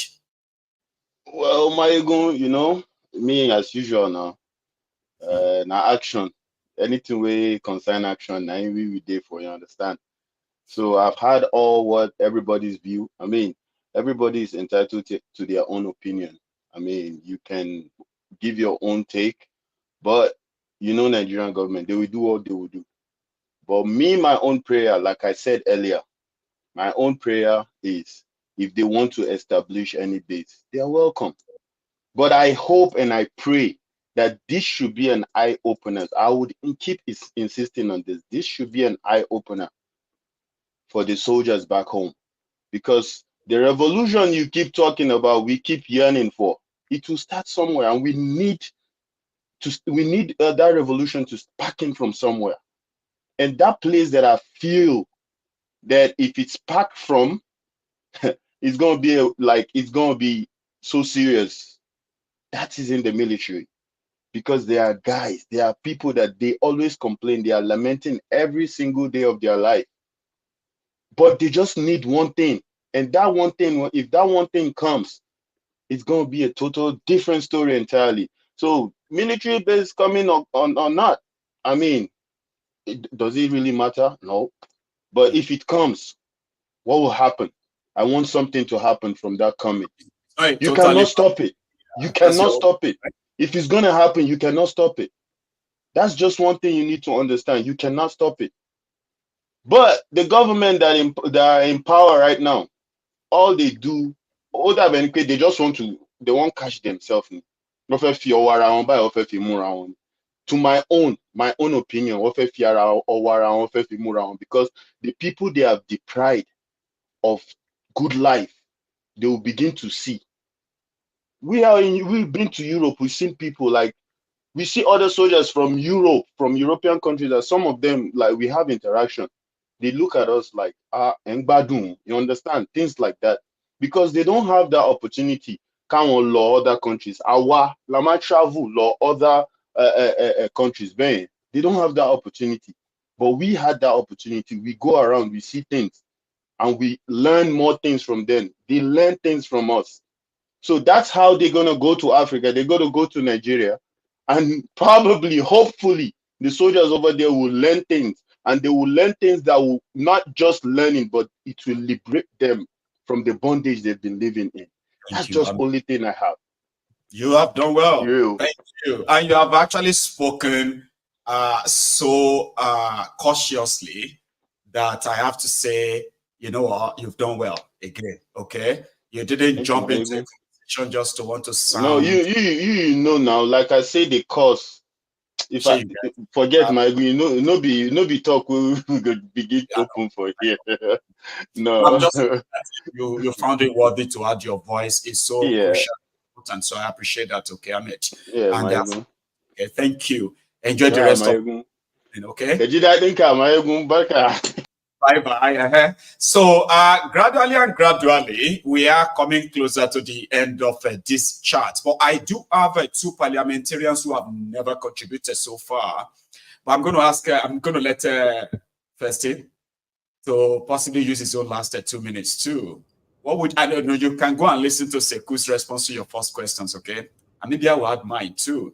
But please, you have got just about 2 minutes to say something. I'll be very brief.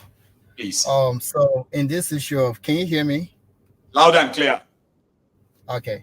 So this issue of U.S. military base being built in Nigeria, we ought to ask ourselves, how has the U.S. treated Black people in its country? There's a deliberate attempt to keep Black Americans as permanent underclass. When we look at the history of the U.S. dealing with Black people, Black women were raped and they had no right. They actually passed laws that says Black women have no right to defend themselves. There's a term called bulk breaking, This is when black men, the strongest black men who would rebel against the white masses, they were raped, black men being raped. And after slavery ended, they created attempts to uneducate black people so they won't know their rights.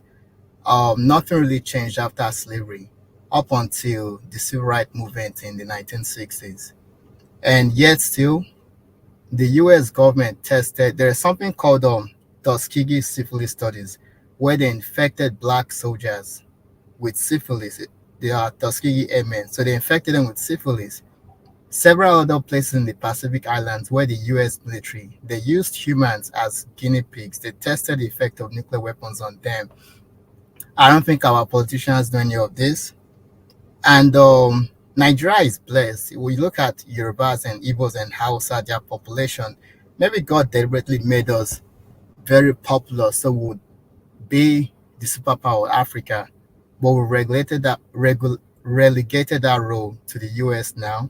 When you see Mali, Burkina Faso, and Niger kicking the French out, they all to naturally come to Nigeria for protection, not the Russians. So we are just handicapped. The Russians are coming in, the Americans are coming in, the French are still trying to stay. So it's a very sad situation for us black people because we are the bearers of black civilization, and we've divided ourselves with religion, and then we have our country being testing ground for military, potential military wars, the Russians, the Chinese, the Americans, and I don't see how this will get any better anytime soon. So that's all I want to say. I'll pass the mic to the other speakers. Thank you so much. Okay. And then you should, I don't know if that's a good idea, right? While you're about to drive right now to listen to what Sekou will say, but whichever way, right, he's going to respond to your first questions. Okay, Baba, thank you so much for tonight. Okay, enjoy the rest of the day. That is Festus Oshifeso, and also I'm keeping the best for the last, and I've got 3 to 4 best now. I would say, but I'm going to let Celia, who just joined back, to also use our last 2 minutes. See, Celia, your last 2 minutes is about what you think should be your final, what do you call it? Your final, bombshell concerning the conversation tonight. So you could go for it quickly, please. Okay. I just came back to say thank you for the opportunity I was given earlier to speak and even to come back. And then watching the demolition going on in Lagos is not funny. It's heartbreaking because I know with the terms we're in, things are hard, and then someone has a building and then tomorrow the government just go and pull it down. It's not funny. It's not fair. If there's anything we can do, let's watch our backs, at the same time fight for our freedom, because I feel like we're tight, right? Right has been like, they're just holding us, and then we have rights. We're human beings like them. I tell you, if we put our hands together, we can do this. So let's keep moving. We're not backing down. Let's keep up the fire, and that's just it. It's just a whole lot going on. So thank you very much, guys. You are so welcome, and thank you so much for coming back as well. Okay, sending well to the family too. Celia, such a pleasure. So we just have the Lady Celia there with us. So Sekou, we're almost at that point, but I'm going to let Adiola use his own minutes. It's important that we stick to that time. You know that. Maiyegun, have fun now. I'm very well, though. It's good to see your face again. I don't even know if I should scatter this place or just. It's been honestly speaking, it's been an interesting night, I have to say. An interesting night. I think it seems like you couldn't really look away. You couldn't just go to bed and say, No. I think when I saw the military-based conversation, it just made me irate, man. It just became angry with that whole conversation. Maybe if I take my starting argument from what Festus mentioned, the way they view us as black people hasn't changed. If you see what I mean. So the way they interact with us hasn't changed. The way they met us, God knows how many 100 years ago, whatever years ago it is, it has been, hasn't changed. They see us from the same lens. You can take advantage of them, you can divide them, and you can extract from them, and it's just for you for the taking. So that's the way they see you. There isn't any, they wouldn't relate with you the way they relate with a Saudi. You don't have the same rules of engagement. You don't have the same platform to negotiate like a Saudi. So the argument Oluke was saying, I think, is heavily flawed and will not hold any water. With no respect to that particular, saying. That's the first thing. There's a way they engage with us. They use this model called the Hegelian dialectic. There's the thesis where there's a problem. There are many terrorists there. There are many rubbish there. Then there's the anti-thesis, which is what should we do to fight the thesis? And there's not the synthesis. That's the answer. And most times they want to reestablish the synthesis. The synthesis and the thesis are the same. This is my point. So how can we take over Africa? How can we take over Nigeria? Oh, let's say there is insurgency. Let's say there's problem. Let's send our military base. Then the synthesis will now be we've taken over Africa or we've taken over Nigeria. So the thesis is how can we maintain control? It's not about how can we help you. It's about how can we take advantage? How can we secure your lithium? How can we secure your cobalt, your coltan? Then what's the anti? Oh, this person is a bad person. Let us take over their country. Let us give them a military base. And the synthesis is they will establish their thesis, which is to take over everything. There's a cost to a military base. It's not a free enterprise. It's not. It will cost them. And the question is, what will it cost us? And the answer is, another question is, can we afford that cost? It's not about using what you have to get what you want. That thinking is heavily flawed because there are outcomes to those decisions. If you invite somebody to do the job that you can do, it's going to cost them, and they have to make a profit. They're not there to help you. They're not there to save you. And if they were there to save you, they will show a demonstrable track record of saving you. But there is no demonstrable track record. They haven't demonstrated in the past that they've been able to engage with us on an equal footing that is mutually beneficial to both parties. And the record is out there, is glaring. Even you see the CIA saying Africa is not a place of priority for them.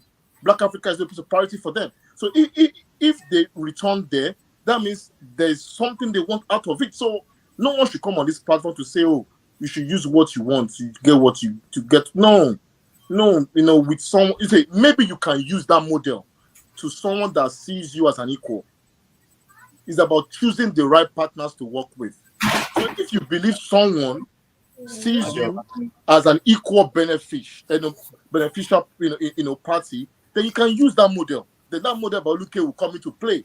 But in this case, your chosen ally is not even your ally. He's not even your ally. So why are you coming on this platform without thinking through the cost of a military base? They're going to pay their soldiers in dollars. They're going to pay them, insurance, all those stuff. It is your gold, is your lithium that will pay for it. And the question is in profit terms. Is if they put in 1 billion for their military base, the question is how many times of that 1 billion are we going to make? Is the honest conversation. I can argue with anybody from morning to night. They will say maybe 10 times, 10x of our 1 billion.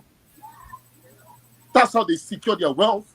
That's how business is done. It's not, Baba, it's figures, man. It's spreadsheets. It's your cost and profit, Baba. You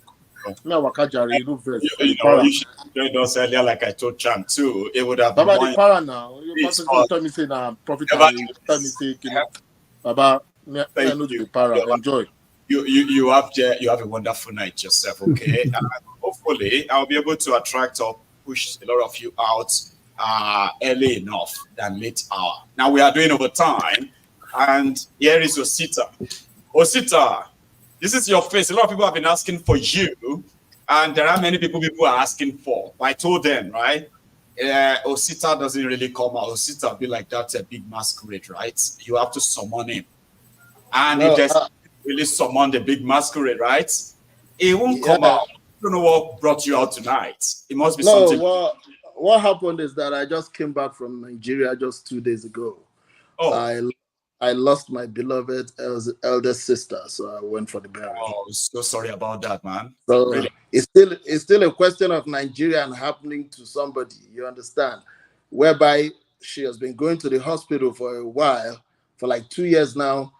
They are treating something for another thing. Wow, wrong diagnosis. So, I am so sorry about that once again. And yeah, it never stops. Okay, it never ends. And until as Nigeria exists, it never ends. We are all awaiting victory, always. We've got just about 5 minutes for you. Okay. Do you think you use that? All right. Really? Okay. Yeah, thank you for the opportunity because I got late. I was so surprised I could still get into the subject. Thank you. Go Anyway, for it. the subject of today is something I've always talked about. And like I've always said, we keep talking about Nigeria, we keep talking about Africa and Africa, but there is an unseen enemy that portrays themselves to be friends. And what is happening today in Africa, especially in Nigeria, is an idea that has been built long ago. And that idea started with the Berlin Conference of 1884, right? So that Berlin Conference, what we will have asked ourselves the question is, what was the motive of that conference? Why was there no representation of Africa in that conference? So you will know what is going on. In the year, in the 1970s, the person they said is the greatest diplomat the American government, the Americans have ever produced, the then Secretary of State, who just died, I think this year, last year, I can't remember. He wrote a memo. That memo is a hidden memo. Henry And that Kissinger. memo, you say what? Kissinger. Yeah. And that memo, yes, and that memo, what it dictates is that they have made a grievous mistake in allowing the Asia world to escape. But they must not allow Africa to escape, because Africa is the food basket of the world. That if Africa gets it right, then the whole world will go on hunger. That was the illustration he has about Africa in that book. So at the end of the day, what are you saying? What he was trying to tell you, that they have to maintain the status quo from the Berlin Conference, where we had no representation. The whole problem that you are seeing around the world, the globe today, is because that conversation needed to be revisited. It has to be rewritten. It has to be in a way, in an accordance that everybody has his own representation, so that you can speak your mind, so that everybody can lay down their own ideology. Then it's like a marketplace whereby everybody has his own power to bargain. But they don't want to have it. And this was what we saw that produced the worst president in the history of mankind, Bola Ahmed Tinubu. I don't know his real name, but that is the name he bears. Shongolere. Name plenty. Yes. Use anyone that comes to your mind. Go on. Sorry. Yes. So we didn't see all these things coming up. This was one of the bargain that they gave to him, because they saw it that they were already losing Africa. They saw it. They saw it that we are becoming educated. They saw it that we have the highest number of youths in the world. They saw all these things, and they knew that the youths are willing to take their chances. So what did they do? They needed a shift of base. And if they request for it, Tinubu cannot say no, because they are the one that put him there. So whatever anybody is thinking about, I keep saying to us, we as African, we as Nigerian, we will be the only people to survive us from this mess. Nobody else is going to fight this fight for us. When you look at what they are saying, they are already here. They're already in Nigeria. All these things that we are saying, we keep saying all these things. They are already there. Believe me, when you move around the whole areas of Nigeria, you'll find out that they are already there. There's no smoke without fire. As far as it has already been said, the motion has been set. The ball has been set rolling. Now they are telling us from nowhere. They told us about the coastline, whatever they want to do in Nigeria. Did you think about it? How can Nigeria that is broke is now talking about a coastline way? How is it magic? So it shows that there is an intention. There is something going on that me and you have not been able to see. The only thing that God gave us right now is the internet, whereby we are able to find and locate things that they ever think that they can hide from all of us. Speaking frankly, there is nothing, absolutely nothing, that a stranger can do for you. If I want to come to your house today to buy something from you, I am going to bargain from what I can gain, not what you can gain. Until we begin to have that thinking in our minds, that it has to be African first. It has to be Nigeria first. It has to be Liberia first.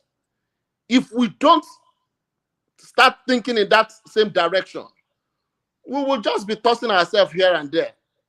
Believe me, it is not as if the Chinese. One more last thing, please, my brother. Thank you so much. One more last thing. Right. No, because of our time, you can't go on, all right? All we're right. already over 7 minutes, okay? Please, all right, thank you very much. From getting home in time myself, all right? I no longer all run right, this. God bless you. Bye for now. I really appreciate this, Osita. I hope I'll get you next time early enough. I keep saying it to every one of you. Earlier, the better, but I appreciate this. No problem. You're welcome, my brother. Thank you so much, Osita. Now, I've got just about 5 minutes for you too, Sekou, which is going to be a bit of a roundup, and then what you will leave us with on this particular topic that okay. Shown a vast interest in so far. Sekou. Yes, thank you very much, Maiyegun. And once again, I'm grateful for this opportunity to come here and for us to share ideas and learn. So I will start with Festus' question. Please. He said, where did we get it wrong? And he actually talked about the last 500 years, what has happened to the African continent and African people. Where did we get it wrong, even in 2024, that we have some of these challenges? So I was trying to show this book for people who love reading like me, because I love reading a lot. So it's called The Destruction of Black Civilization by Chancellor Williams. The Destruction of Black Civilization. So in that book, we find that how did Europeans come on our continent and put people on the ship and enslave them? And they did it for centuries, not 10 years, not 20 years, 100, 200, 300. They kept doing it. Why? Because there were some fundamental problems that we have to address about ourselves. One, there were ethnic disunity in most Africans' kingdoms and most Africans' communities. At least my clan, my tribe my this. Even within a kingdom, there was a lot of disunity. And these people came and they capitalized on that disunity and were able to exploit us. So you could tell one king to capture other people from Benin, or you can tell Benin people to capture other people from other neighboring kingdoms so you can sell them. So that disunity has fragile, a kind of created a fragile place for us. There was no alliance among ourselves. We did not build any intermilitary alliance among our brothers. We were fighting among ourselves. So they used that opportunity to be able to conquer us. So now we are back in 2024. What is happening around African countries? The same disunity is going on. In one country, every ethnic group is fighting against each other. We have not been able, despite our education, to detribalize our mind. And one of the reasons I love this platform and I listen to Maiyegun is very few people I go on the platform or listen to, because I listen to the man and I see myself, I see a detribalized African who says the truth based on the facts. Because most time, if you listen to average African, they hate a politician just because that politician is not in their tribe. If the politician is a thief, as long as the person is from their ethnic group, he's a saint. Don't talk against Emiofele because he's from my village. Don't talk against Babangida because Babangida is Hausa. Don't talk against Obasanjo because Obasanjo is my Yoruba brother. We are all from Ogun. Once you are not able to cleanse yourself from that mentality, then you are not ready to build a nation, because the tribal consciousness will overrule your national consciousness. So if we all remain in the tribal consciousness, then we are wasting our time to say we are building a nation. So it is that detribalized consciousness. It's not given to everyone. And it doesn't matter whether you are a professor. You can even be a professor and still be captured in the tribal sentiment. And that tribal sentiment was the number one. There were many factors, but it's one of the factors that led to the fall of Africa. Because it was easy to build a slave port in Ghana, and the Ashanti were fighting against the other groups. So the Ashanti will capture somebody on a black person who looks like him, but just because he's from another kingdom, and then sell him to the British. He says, "It's not my brother." But he doesn't know that the world has moved on from tribalism to nationalism and raised power. The Europeans are operating on nationalism and the power of race.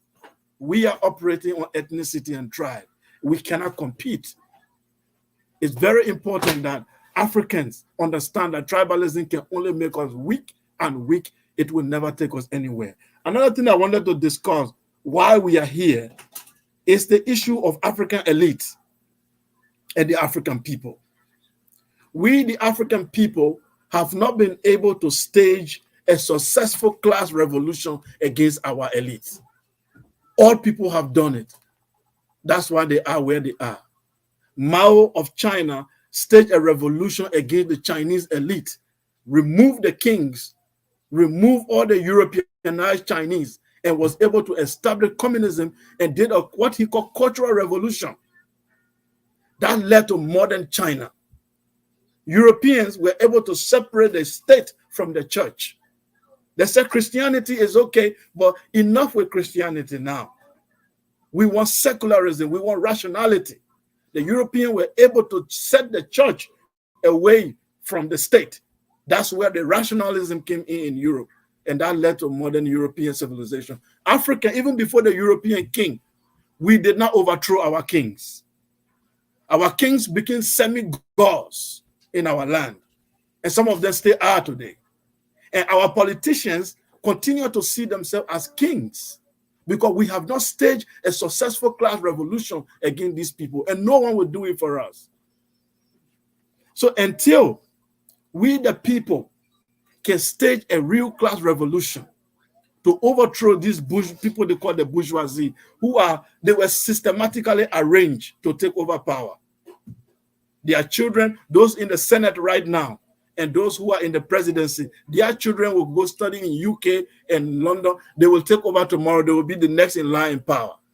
By the time they leave, their own generation will be next in line in power. The situation will continue. There has to be a class revolution that have to be staged by the African people. Most of the things we have in Africa, the democracy, the election, they are all copy and paste.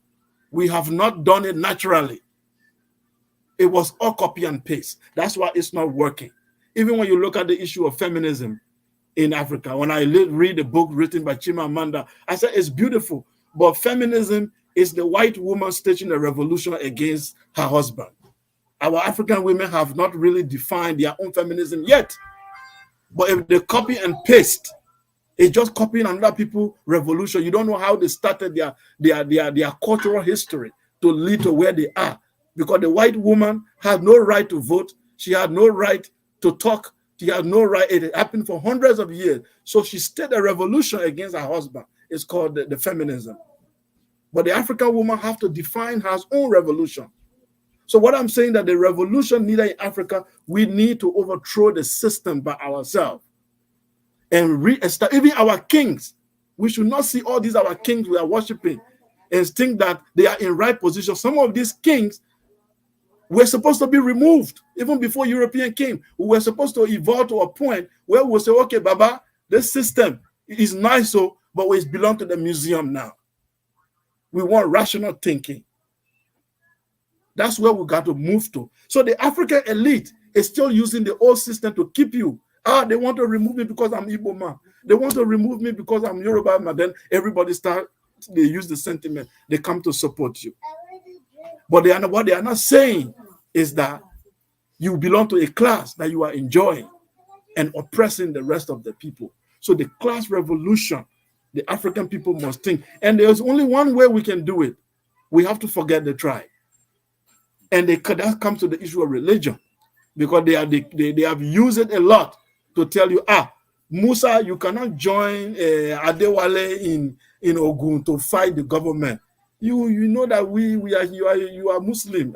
You are Christian. Why do you want to join these people? That the European also dealt with that. They call it separation of church from the state, where your religion is your personal affair. You cannot use your religion to bring it into the affair of state. Even what we have in Nigeria, every little thing, we start with opening prayer and closing prayer. The president is going to the church. They will pour the camera. You will not do that in USA. How many times you saw Joe Biden on CNN going to church? How many times you see the Prime Minister of UK, they are following him with camera. He's going to his shrine. But they will show your president in Abuja Central Mosque, and you guys will celebrate it. What about half of the population that doesn't believe in his religion? Then they feel like they have been excluded. So the revolution has to deal with both the culture, it has to deal with both the religion, it has to do with class.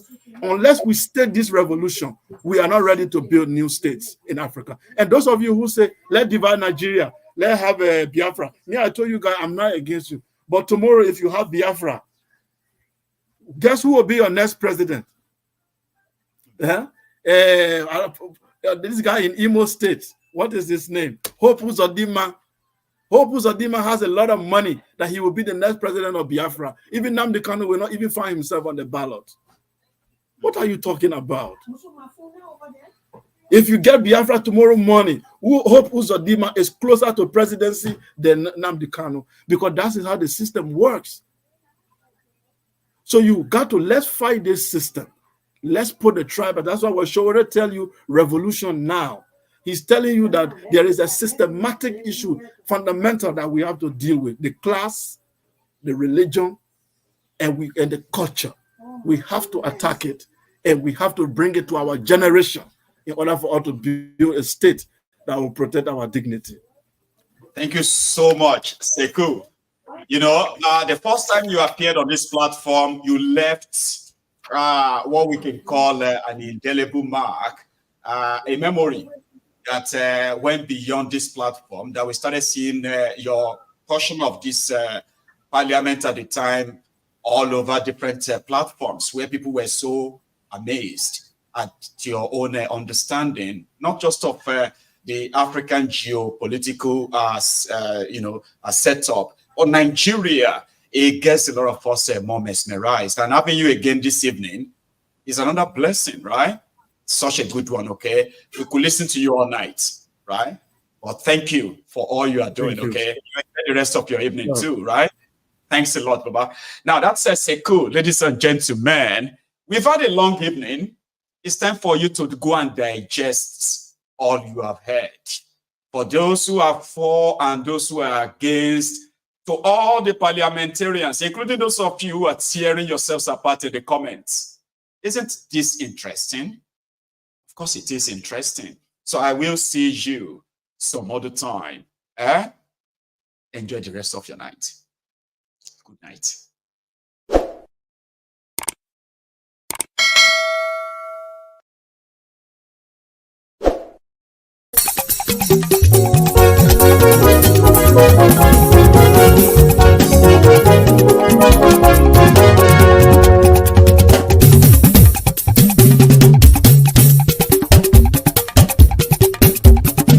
Maiyegun làwa mọ̀ làmọ̀ tó dòdòdò.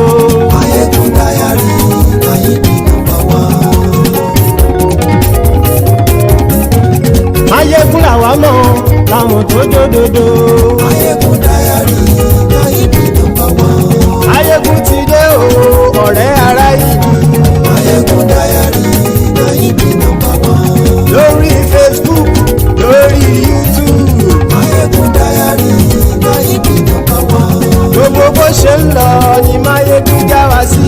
Maiyegun Diary Maiyegun number one. Àṣírí ọ̀jẹ̀lú kì í bò níbẹ̀ o.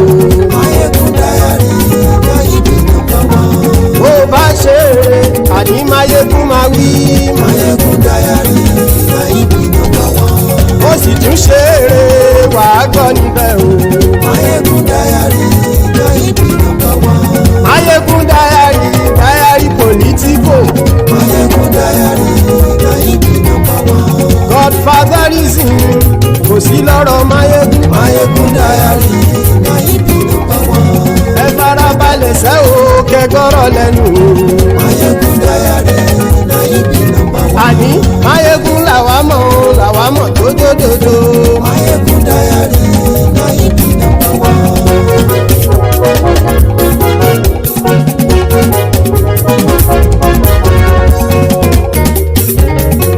Àní ẹ̀sùn ràkì. Maiyegun ti dé. Maiyegun ti dé. Ọ̀jẹ̀lú ẹ̀sùn ràkì. Maiyegun ti dé. Àní ẹ̀sùn ràkì. Maiyegun ti dé. Lórí Facebook. Maiyegun ti dé. Àní ẹ̀sùn ràkì. Maiyegun ti dé. Lórí YouTube. Maiyegun ti dé. Àní ẹ̀sùn ràkì. Maiyegun ti dé. Bọ́ bàbá gbé wúrẹ́. Maiyegun máa wí. Àní ẹ̀sùn ràkì. Maiyegun ti dé. Ijó ìgbádìyẹ. Maiyegun máa wí. Àní ẹ̀sùn ràkì. Maiyegun ti dé. Ìpẹ̀sìdó bá rúfin o. Maiyegun máa wí. Àní ẹ̀sùn ràkì. Maiyegun ti dé. Kí gómìnà kówó jẹ. Maiyegun máa wí. Àní ẹ̀sùn ràkì. Maiyegun ti dé. Ọlọ́pàá tí ń darí bá. Maiyegun máa wí. Àní ẹ̀sùn ràkì. Maiyegun ti dé. Aṣòfin tí ń rúfin o. Maiyegun máa wí. Àní ẹ̀sùn ràkì. Maiyegun ti dé. Òkúra olóṣèlú. Maiyegun máa wí. Àní ẹ̀sùn ràkì. Maiyegun ti dé. Ọ̀jẹ̀lú ẹ̀sùn ràkì. Maiyegun ti dé. Àní ẹ̀sùn ràkì. Maiyegun ti dé.